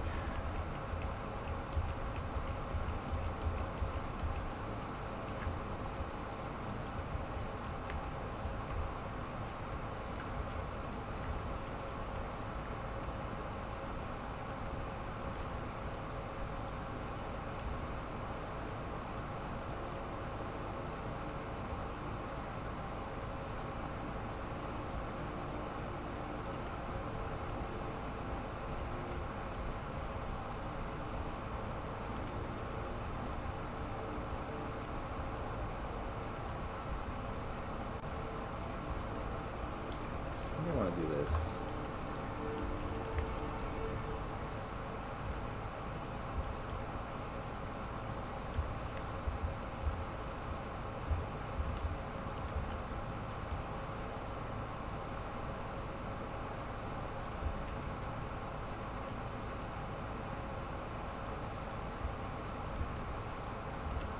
So close this. Oops, forgot the ceiling.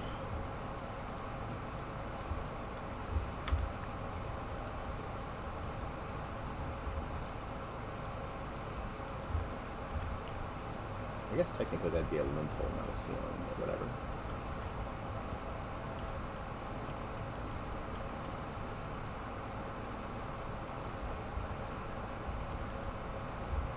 Oop. Did I forget?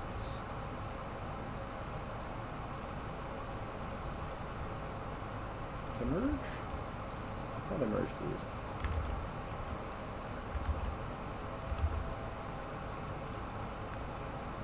Right, now that's good. Is this one doing the same thing?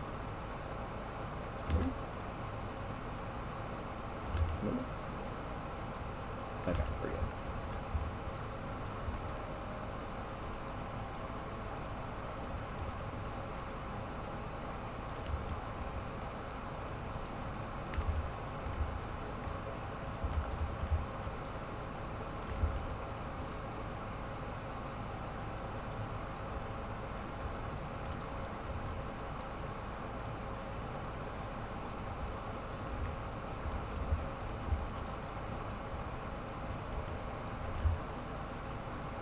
Gotta head out, sir. Take care. Later, Nicodemus.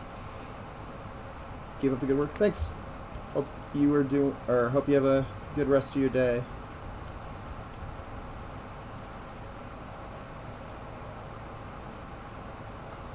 Keep working on this in the meantime. Do I want that to be straight, or do I want this kind of maybe a little bit more freeform? I don't know.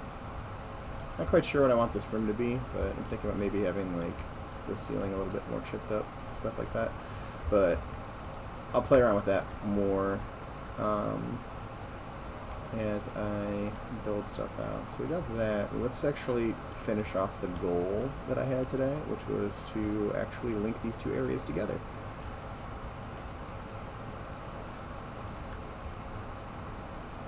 Oh man, I forgot how I need to really collapse some of this stuff. I forgot how inefficient a lot of this got.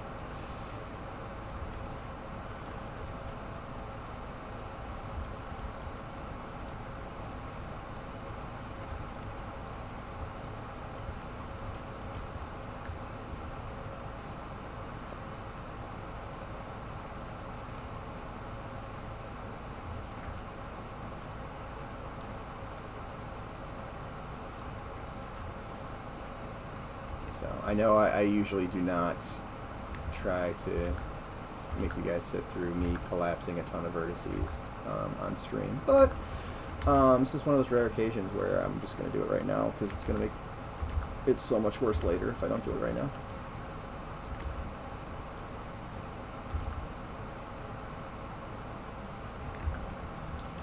Again, I really wish ProBuilder just gave me the ability to select edge loops and delete them. That would make my life so much easier.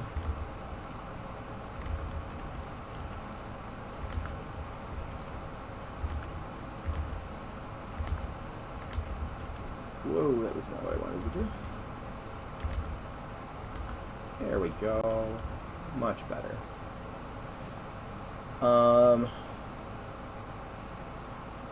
Dungeon design looks like so much fun. Oh, it definitely is a lot of fun. Honestly, I love doing it. It's a very enjoyable process. Can be a little trial and error. You know, make adjustments, that type of thing. But for the most part, it's a lot of fun. Now I know that we have mobs in here. I'm trying to remember where. They'll probably just end up having to get adjusted, but let's load them up again. This will take a couple seconds, guys.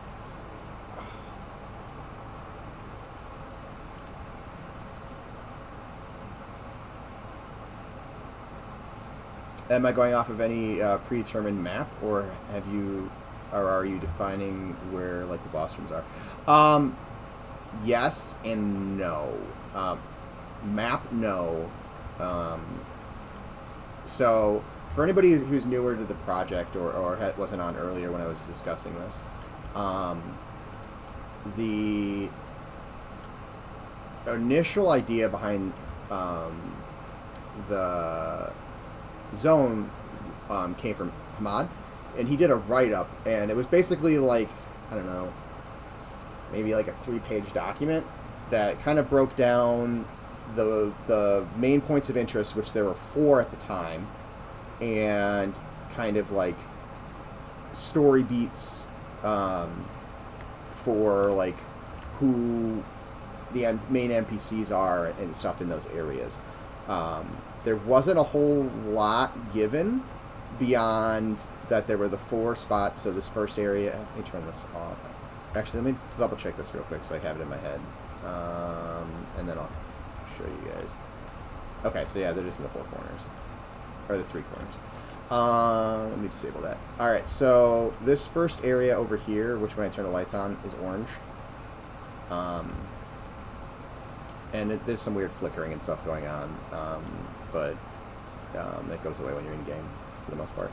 But anyways, this area is like just the entrance area to the tomb, where the archaeologists were hanging out. Let me turn off the light again. And then we've got these areas over here. Got this kind of like crossroads room.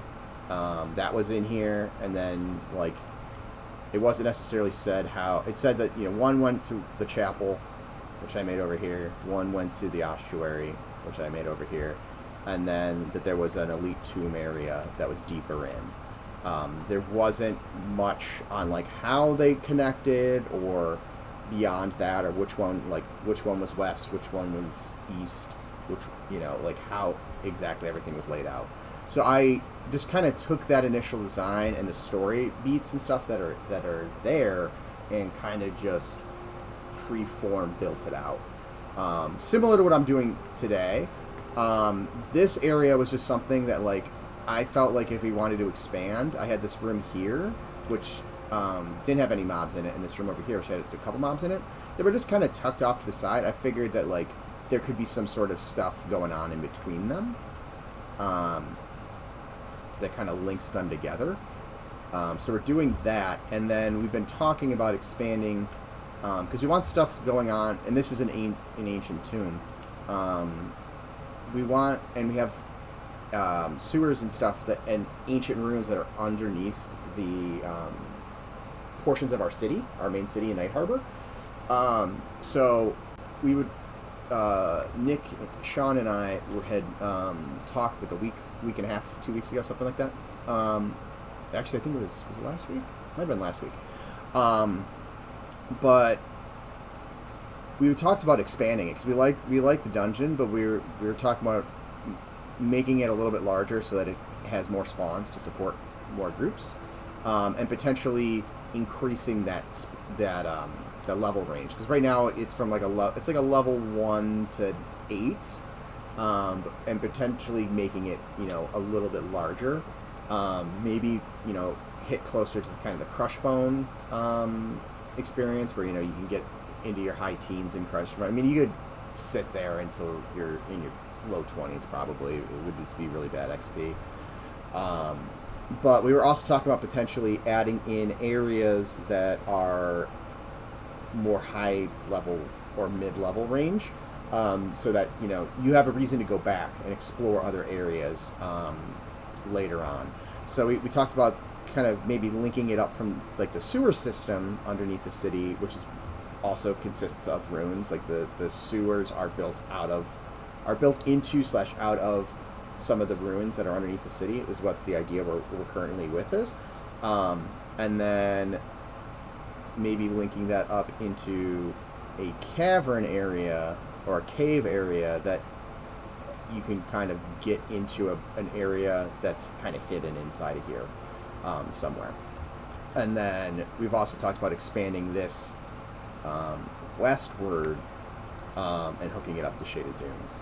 So whether that is a direct link where, like, this area it zone, like, you can just easily run and zone in, or if it's, you know, a la like Guck, where you have multiple ways into the dungeon, but like when you're in like dead side, you can't get to live side, that type of thing. We're not 100% locked in on that. We just kind of have general ideas. So I'm just kind of freestyling this out today, and then I'll probably adjust into here, and then depending on what we want to do for expanding the into the west area, is it continuing this Tomb of the Lost Wyrmsbane theme, like the Wyrmsbane theme, the undead Wyrmsbane, or is it something else that happens to like have a broken passage or something that falls into the tomb? What exactly is that? Once we figure that out, I'll probably expand that direction. Or again, you know, potentially moving the boss room and stuff just deeper that way. Could be another thing that we're doing. Lighting in Unity is the most frustrating part of the engine for me. Yeah, the lighting in Unity leaves some things to some things to be desired for sure, especially coming from Unreal.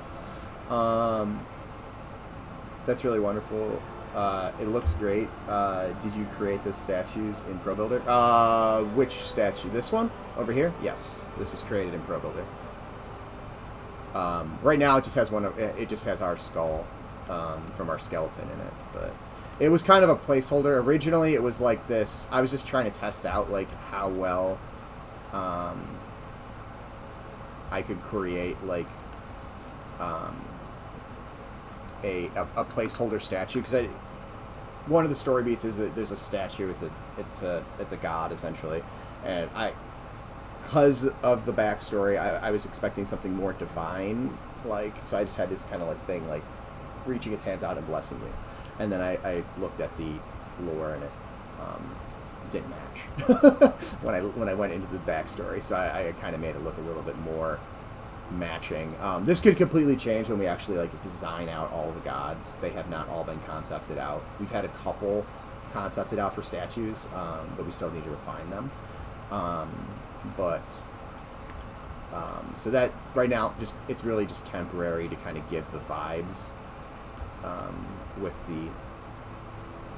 the shape, but again, placeholder until that'll be done. Same thing with like this statue here. This is super placeholdery, but essentially this will have like heraldry for the Wyrmsbane once we have their crest and stuff designed, and then it'll be put onto the and a texture will be actually made for these banners that have, you know, their tattered aged looking cloth banners. But trying to part of the reason we're doing a lot in Pro Builder is because of the limitations in it. One, it's nice to be able to rough things out, and that's what, you know, Pro Builder is really made for, or like the BSP brushes in Unreal. It's for like really rapid prototyping, basically, and just building it out. But we really like the chunkiness of it, and it really kind of harkens back to that old classic, you know, EverQuest feel, and it's due to the limitations. Part of the reason, you know, EverQuest looked like the classic EverQuest zones looked the way they did was the limitations of the engine they were working in, and the tools that they were working with, and the limitations here kind of constrain me from like getting too sculpted or too curved, to defined edges and stuff like that, just because it takes so much extra to get there. So working in the constraints of the tool actually is beneficial in some way, but there are some shapes and stuff like that I have to, it's so constrained, I can't get the look that I want, so I have to do it in Maya, and then I bring it into here, and then those ones, there ends up being more of a having to pull back in some areas because it can be too soft and too rounded and things along those lines. So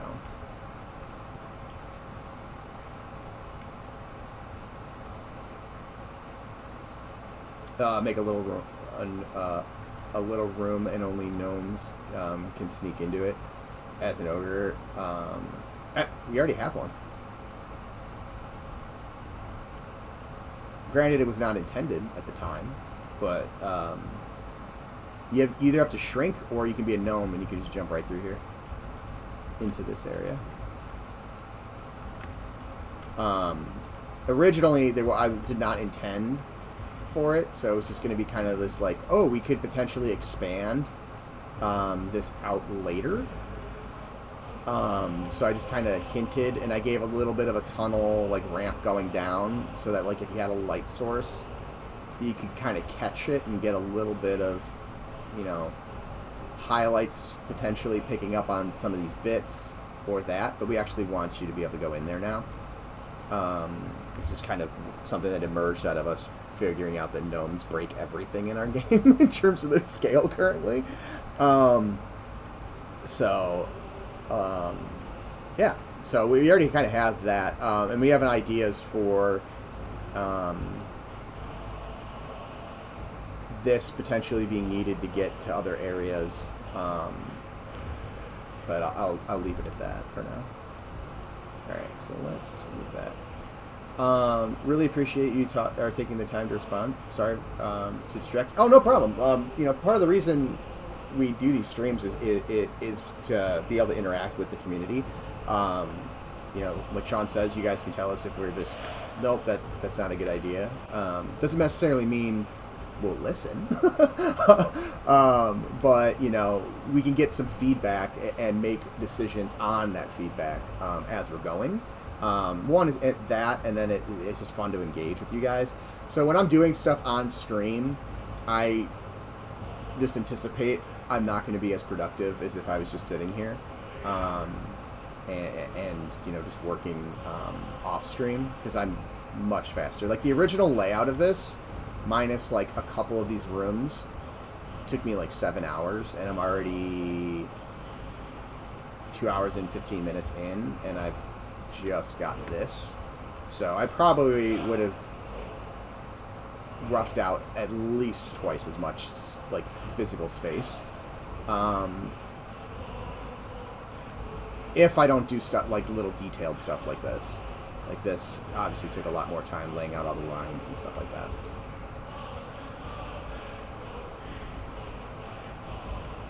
But yeah, no need to apologize at all.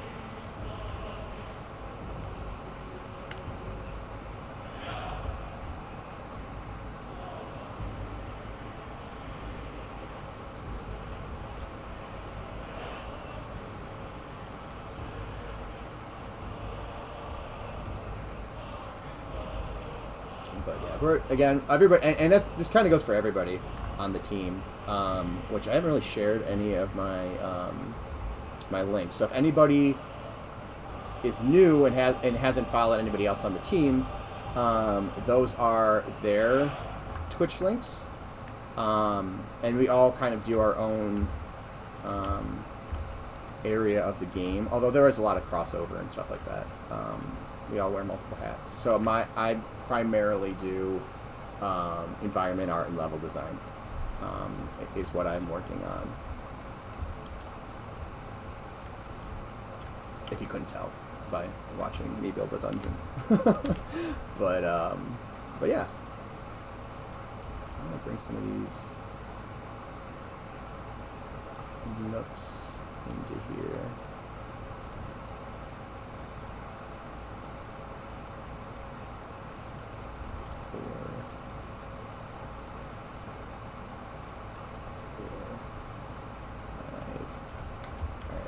To move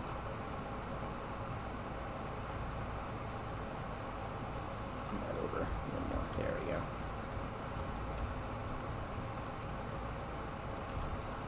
I want to bring back some of these little nooks that I was doing in the upper area. Granted, they turned into the actual rooms just because we wanted to expand out what was going on up there, but I like having them.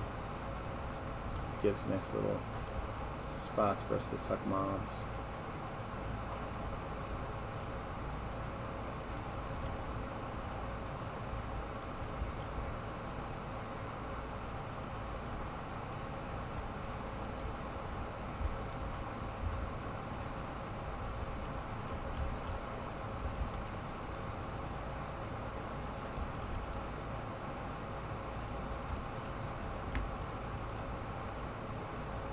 This would be a dangerous corner with 2 mobs though. Cool.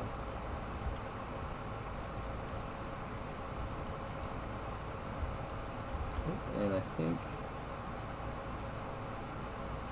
Twitch is... Oh, nope, just add a song that apparently is not doing anything.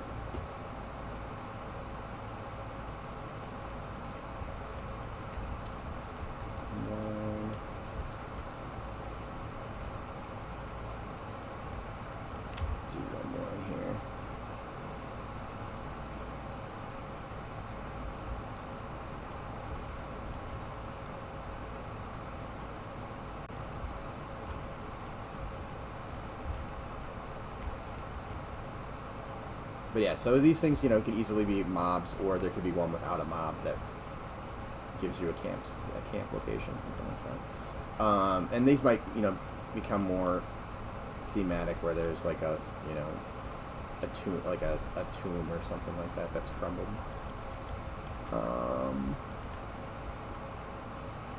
What do I want to do over here? Let's go into the ossuary.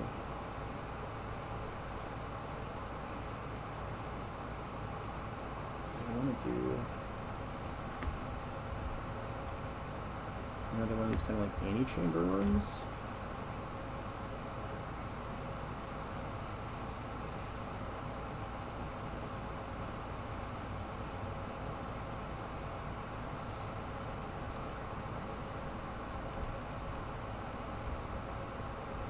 I just want to make it a hallway.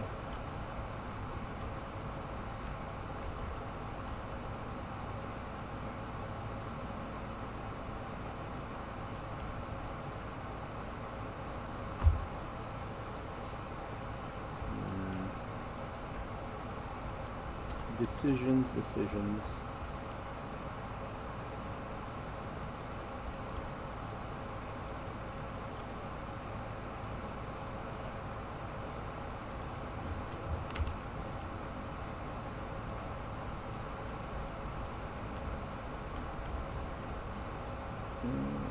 select. It's always like a gamble which one's actually going to be the one you want to select. Okay, so that's the middle of that wall. Let's make that 4, 4, 4.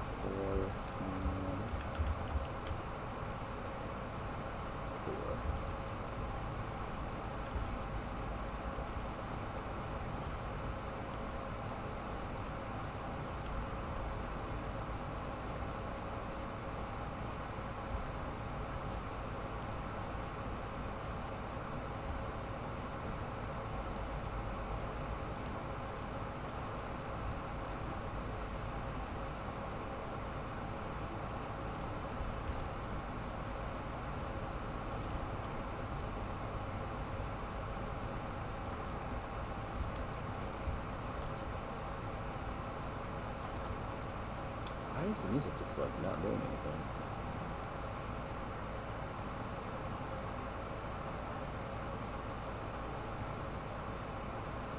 This is weird. Back towards the beginning.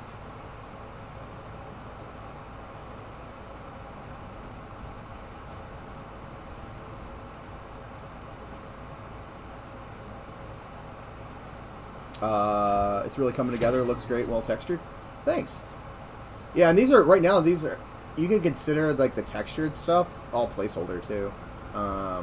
We've been using these textures a lot. We need to actually like sit down. Like these ones are kind of experimental. I also have one where, and I need to get it in the engine, where the bones are like long ways so you can see them stacked. And then these, you know, the skulls and stuff will need to be. One, I just literally took our skull and like flattened it. So I need to get a version of it that just doesn't have the stuff on the backside, because right now it's not optimized. Not that these are like super high poly models, but there's a whole bunch of vertices that aren't even needed. But I liked the way when they're flattened like this, there's still just enough definition that they catch the light in a really cool way. So you get that kind of flattened old school EverQuest look. Where they would just, you know, have like images and then put them on the wall, but it's got a little bit of sculptural detail, so it plays with the lighting a little bit. So I really liked it. So kind of going with that. Bad Wolf Gaming, thank you for following. Oh, and welcome to chat. Finally caught a stream. Take my money. Well, welcome to the stream. And at some point in the future, we will gladly take your money. But for right now, we're just work on the proof of concept and appreciating any feedback and anything that you guys is kind of passing off the word about the game.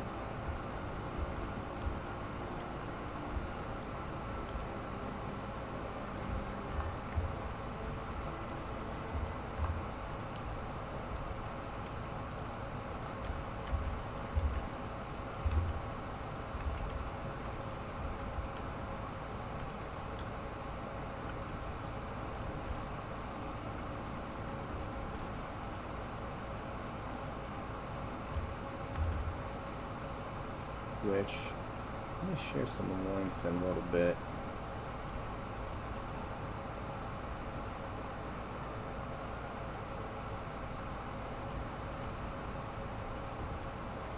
Maybe a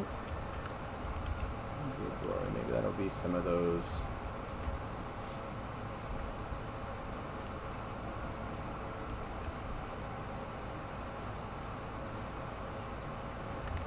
Some of these tunes.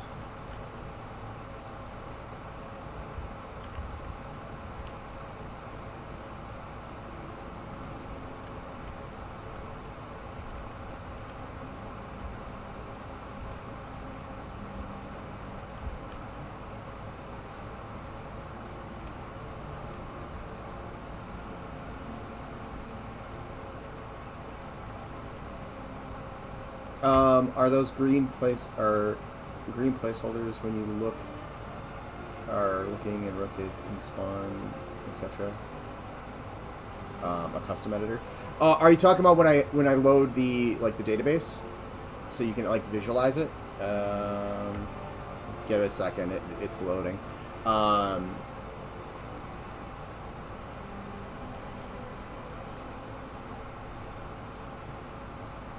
on.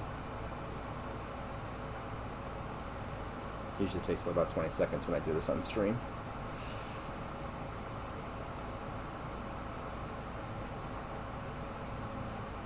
These guys, yeah, these are, I think, just custom models that either Sean or Ali made in Blender, and they're part of the tool that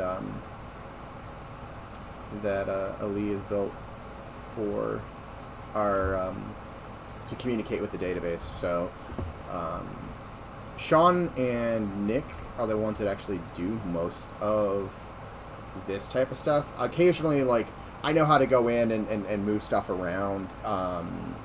If I make a geo edit and I embed somebody half in a wall or in the floor and make it look like a really bad teleporter accident, I can go in and fix that.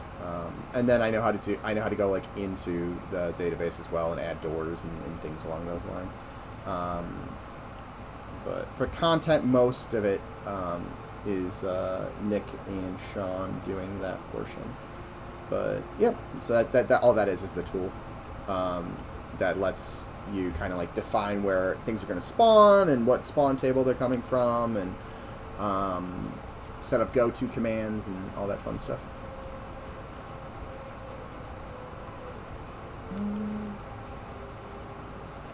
Maybe that isn't there. Maybe these.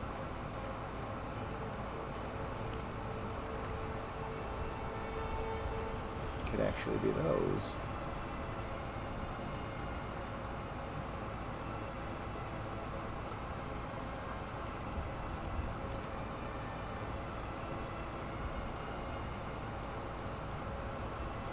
Although that's not going to work on all for all of them. I don't know if they have enough space. Actually,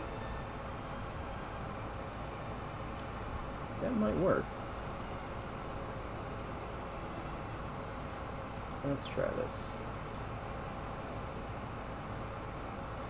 No, set. Oh, you know what? I bet you I am on global. Nope, I'm on local. Why did that not set?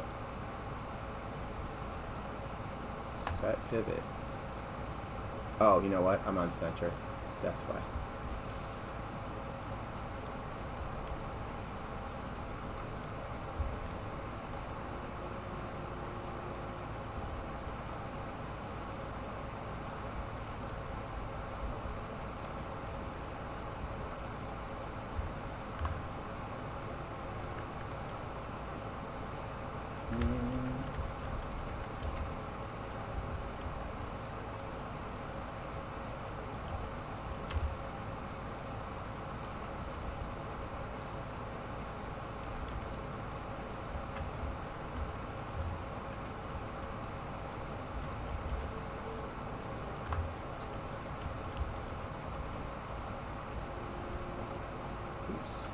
Is floating and not stamped to the grid properly.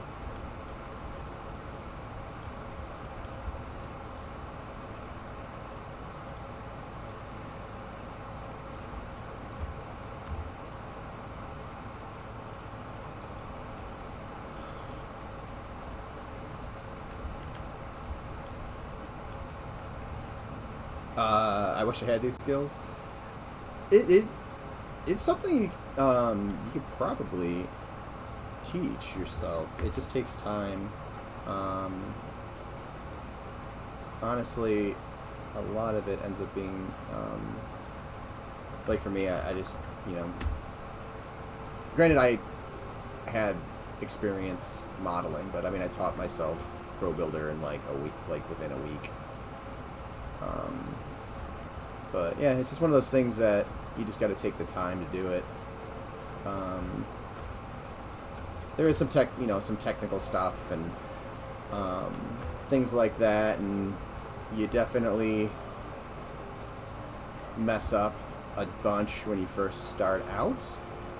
But it's one of those things that, like, as you mess up, you just, like, what's the takeaway from that mess up? Always figure out, like, okay, like, what did I learn? Like, what worked well or what didn't work well? Oops.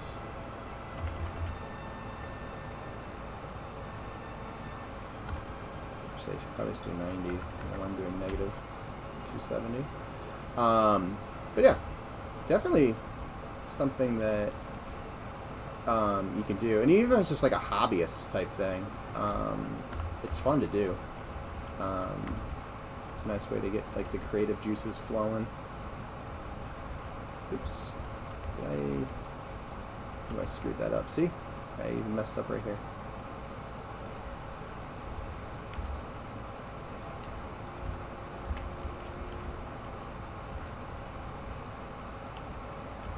But one of the nice things about like wanting to learn these types of skills and stuff is there are so many resources now compared to like when I was learning.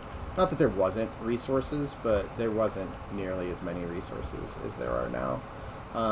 And access to the engines and stuff is all like, you know, you can access Unreal, you can access Unity for free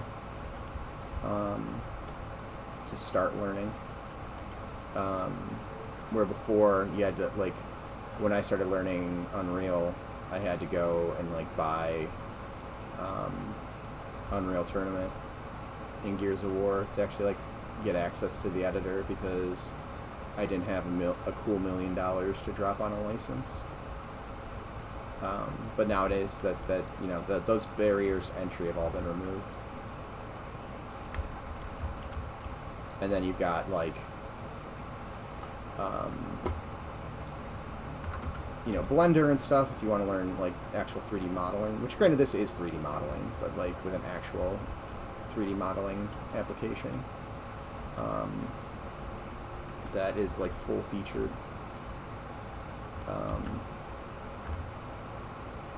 So that's another nice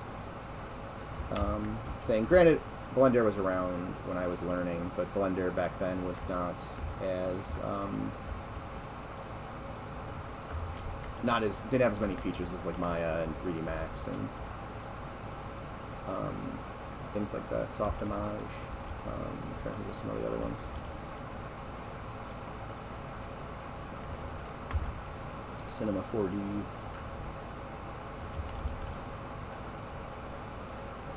But yeah, it's definitely it's like one of those fun things. Like, I mean, I could sit, and I have done it several times on stream. I can just like put some music on and like zone into this type of stuff.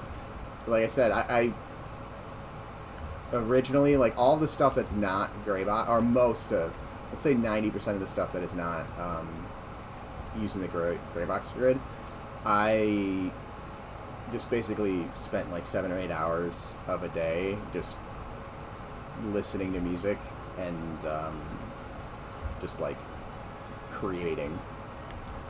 So it can be like, for me, it's like almost like therapeutic. Just, it's like same thing like fishing. It's just like one of those things I can just sit there and do. Granted, fishing is a little bit less creative, but same type of just kind of almost veg out into it and have some fun. Especially like the interior, like dungeon interiors and stuff like that are a lot faster to get layouts done, at least for me. Like Night Harbor definitely takes longer because you have to worry about the interior, the exterior, the roof, because you're gonna be seeing it from all these different angles. So to actually like get the space built out, it just takes longer, and then you have to worry about windows and doors and all those extra bits take more time and more decisions and stuff like that.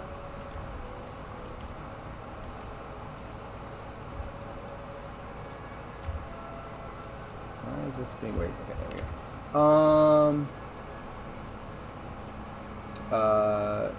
There are also lots of neat video tutorials. Yeah, there's tons of tutorials nowadays. At one point, I was actually going to make some for Unreal. I'd started it, but I never like made the channel. But I have a couple of the videos. Started for making a 2D side scroller. Was what I was initially going to start with, but did not end up finishing that.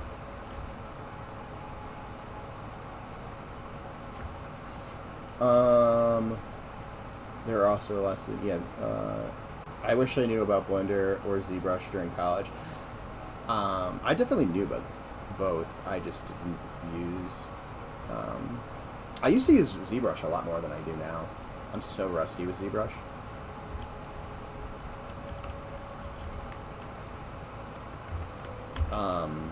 Blender I knew about, but I had access to Maya through school, and Maya was just so much better at that point.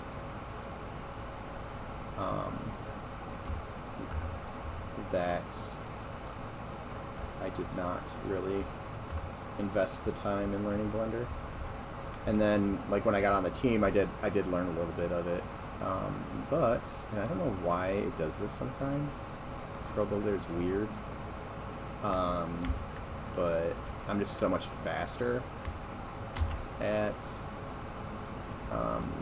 Maya. I feel like I'm wasting so much time when I'm trying to learn Blender.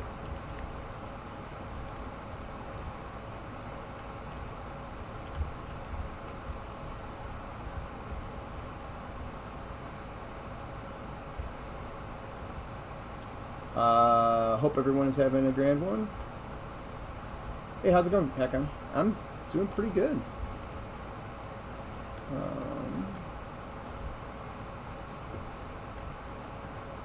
Let's take a run around. It's probably about as far as I'll end up getting. Maybe I make a couple more tweaks before the stream ends, but let's run around and kind of get a real good feel for how everything is looking.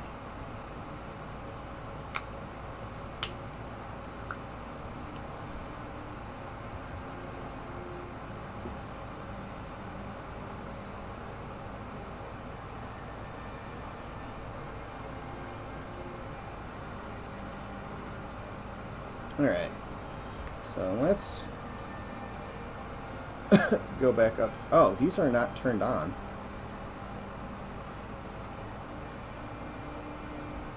I'll have to do that.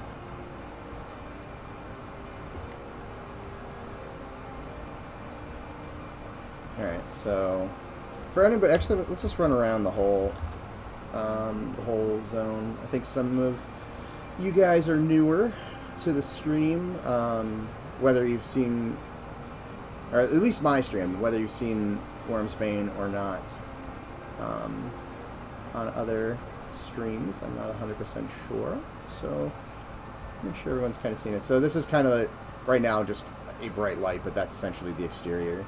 So this would be the entrance, and again, this is kind of an old undead tomb that was kind of starting with a archaeological dig, and then it kind of went wrong. So you got a spike trap down there. We still have some weird like lighting optimization things, like we have a volume set up that controls this stuff, but like some of these need to be taught. We need to like get when they're toggling on and off set straight, because you obviously see that it needs shadow, and it doesn't have shadow until you get there. So there's some optimization stuff that you might see as we're running around. But yeah, so this is kind of like the upper portion where there was a archaeological dig going on. So you can kind of see like they were in here doing some stuff. And some scaffolding set up in this room. There is somebody dead in here. Ogre monk guy. So yeah, there's this kind of larger room here. If we go this way, there's some other rooms off to the side with mobs and stuff in them.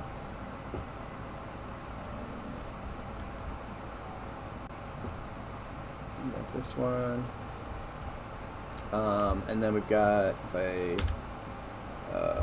cast shrink, let's not try to shrink the corpse.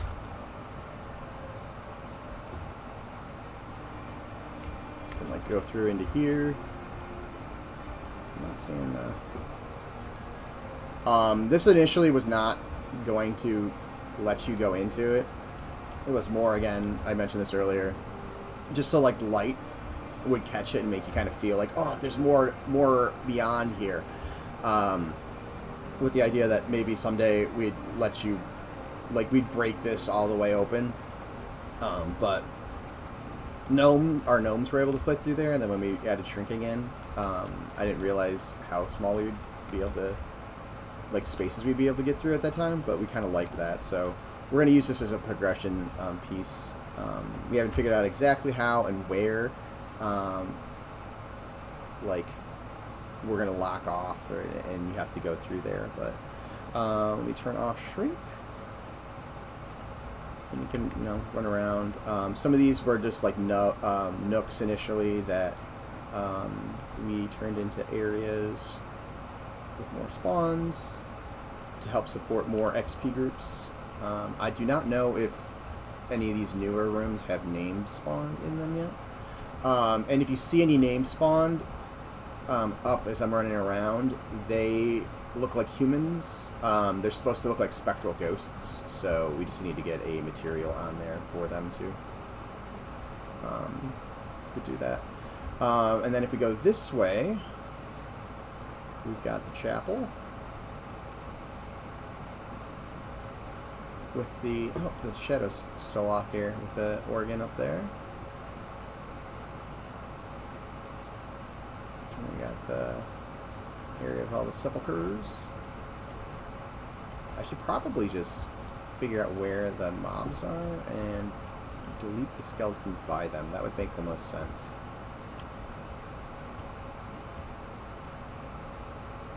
And we got our big skeleton.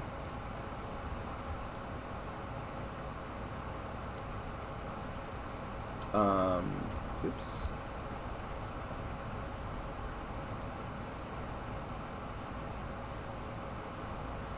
And then you go over this way into our ossuary. And this is the area that I was just kind of linking up to. So we'll run around there in a minute. So there's this room, a bunch of skeleton archers, and a name at the end. Although I think this is supposed to eventually end up pathing.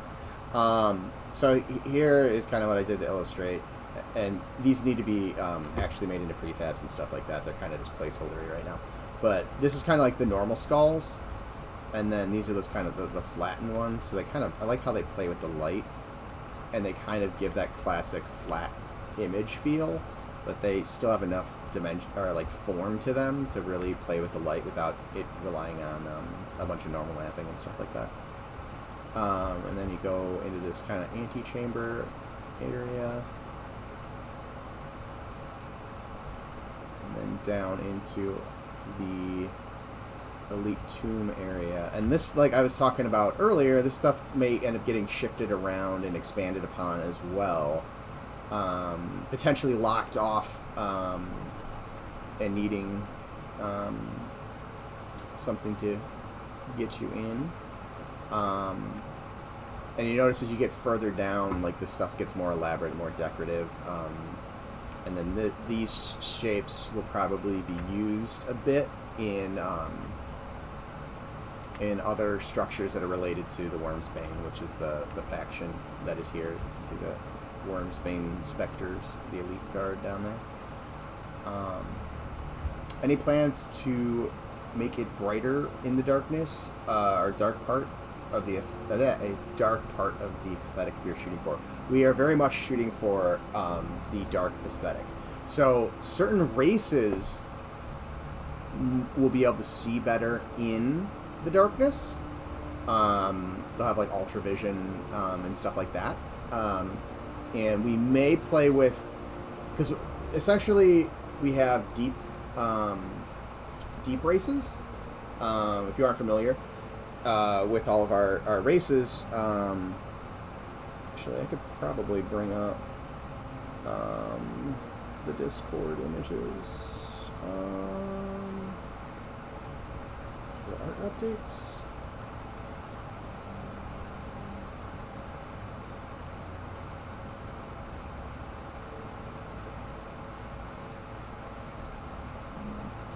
Click this out. Yeah, there we go. So you can see all of our different races. The deep races are ones that live in the deep, which is kind of like our version of the Underdark.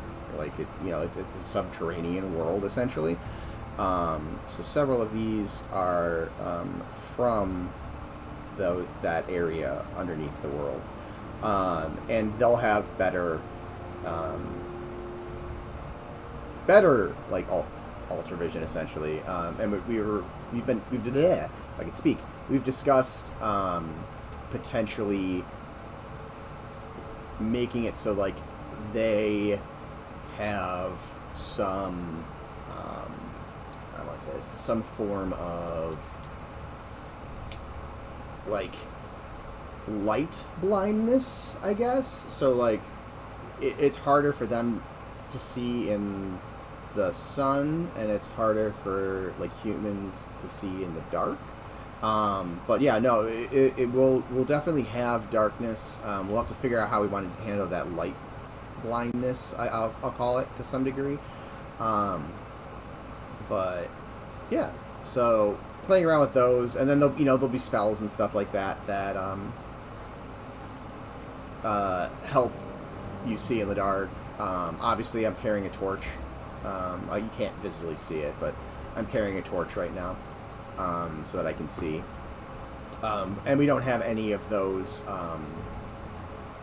in yet. The actual like brightness. Ooh, those deleted some chunks. Oh, now you can see the stars like I was telling you about. But we don't have actual light in there. So I need to fix that apparently. Crowbuilder is so weird when you delete like edges. Sometimes it just starts deleting other stuff for you for no reason. Yeah, light sensitivity essentially. Alright, let's see if I can... Alright, I've got boots of speed on. Can I make the jump? Nope. Good. I'm gonna have to play around with the interior in here, because it looks really, I don't know. I need to figure out what's going on. I kind of want this to be crumbled, and then there's like an illusion above it. Back up through here.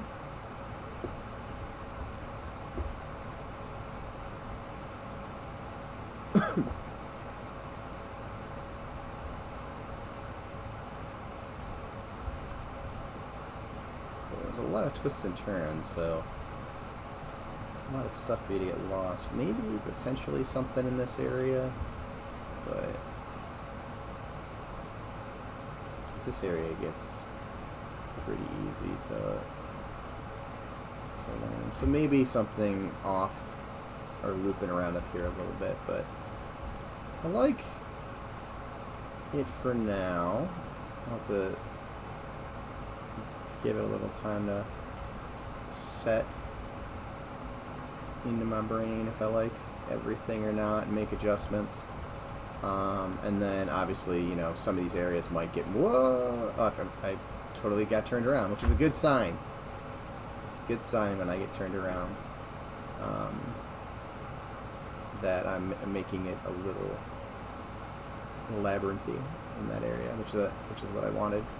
Not that the whole thing isn't a little bit of a labyrinth, but I like a good dungeon that gives you enough twists and turns that you don't instantly just go, okay, I'm walking down this path, and then that's really it. Because like a lot of these were just little like wings essentially that were coming off of itself. There wasn't a whole lot of twists and turns. Do you guys plan on having landmarks in specific locations to migrate people getting lost? Yes, there are. So there will be, like we have, some points of interest type things. But I want sections of it that you can get kind of lost in when you're going in between those individual parts. So a little bit yes, a little bit no. So it's going to be what's going to be on me is balancing out, like, okay, here's an obvious,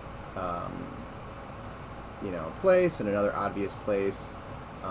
They're actually linked together in two different ways. So there's not a whole lot of space to get lost with right now. You can go down there as well.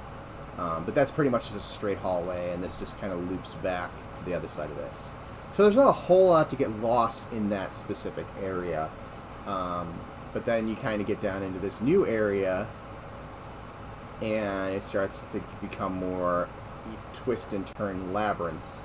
But, if I keep it where, like, just this area right here has these types of tombs, you can, in your head, go, okay, I'm in this area.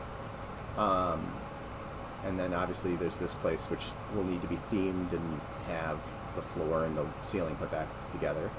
But, like, that's that floor that I got twisted and turned around with.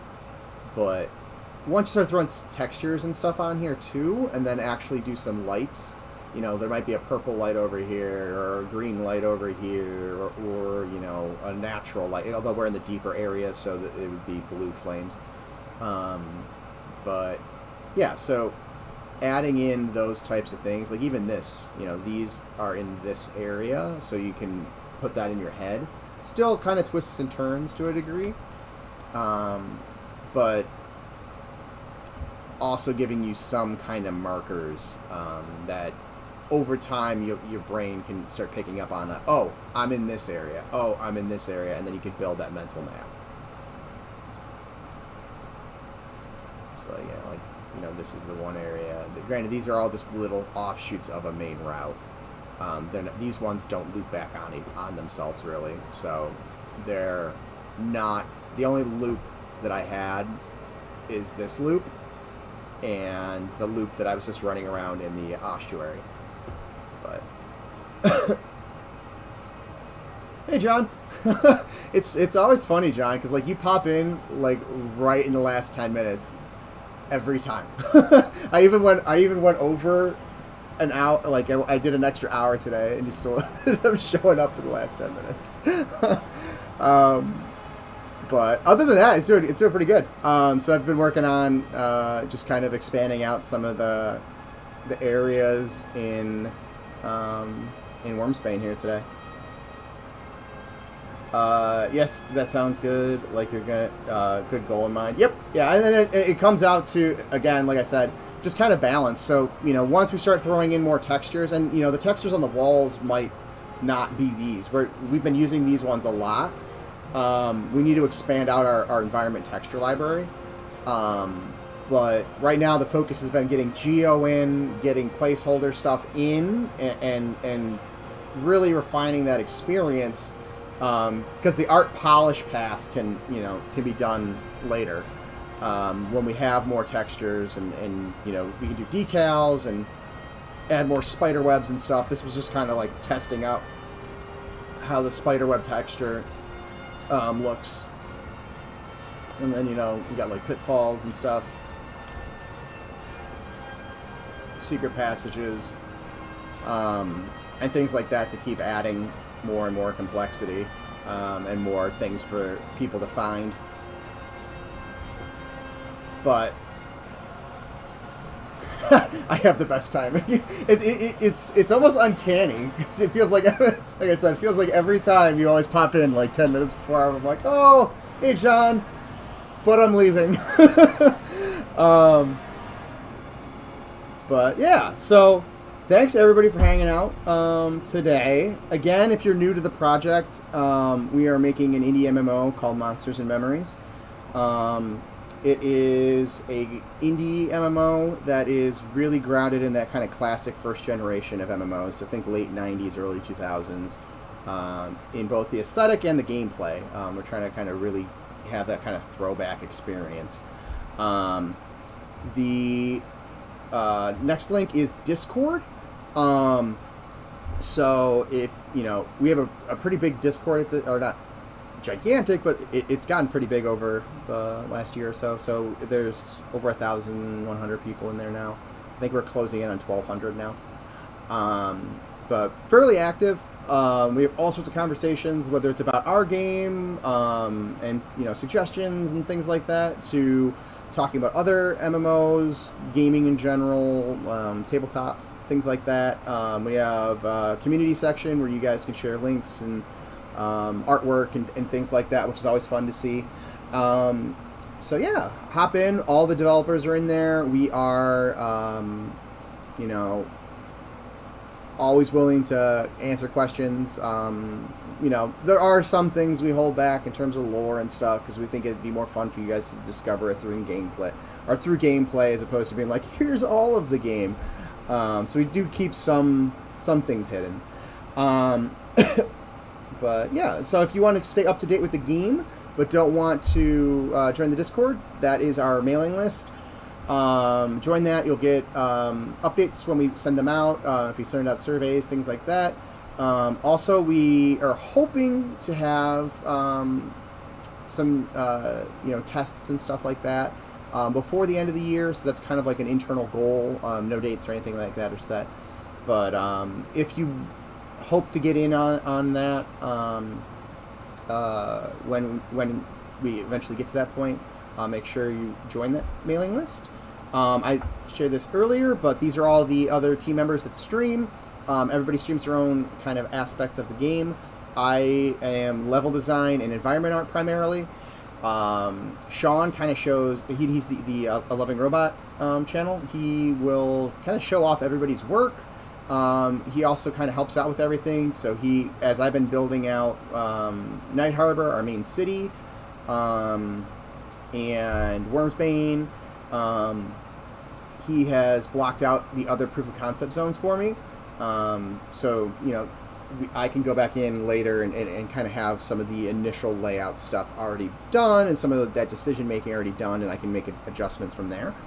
And then he'll help out with animations and things along those lines as well. Zukin does animations, character design, critter design. Goblin does concept art, animations, textures, things like that. Some modeling. Nick does Q&A, so bug smashing, bug reports, that type of thing. And then design, where he'll go in and kind of help, start designing out encounter spaces. And then Elite hasn't actually streamed, but he did upload some stuff to our YouTube channel, although that was a while ago at this point. But that link is to our YouTube. If you want to get caught up on all of our past VODs, we all upload our videos to there. So make sure you go there and like and subscribe, all that fun stuff. Comment below to help us out with the algorithm. So all that, liking, subscribing, all that stuff helps get the game out to more people, because the algorithm that will push it out to more people that like MMOs and things like that. So we really appreciate when you guys do that. For me, my streams are Monday night from 9 p.m. or not 9 p.m. Sorry, I just looked at a 9 on a piece of paper in front of me. From 8 p.m. Eastern Standard Time Wednesdays at 1 p.m. Eastern Standard Time, and then Fridays at 1 p.m. Eastern Standard Time. At least through the rest of the summer before my my work starts back up. But yeah, if I end up canceling a stream or anything like that, I usually make an announcement in the Discord. So, but anyways, thanks everybody for hanging out. If you are watching on YouTube and you want to participate in the live chats, just look in the description below. You should see a link to my Twitch page, Paytas the Ranger. Just throw it a follow. That way you'll get a notification whenever I go live. You can hop in, ask questions, again, whether it's about the game or, you know, like technical questions on like how you do something in the software or Maya or something like that.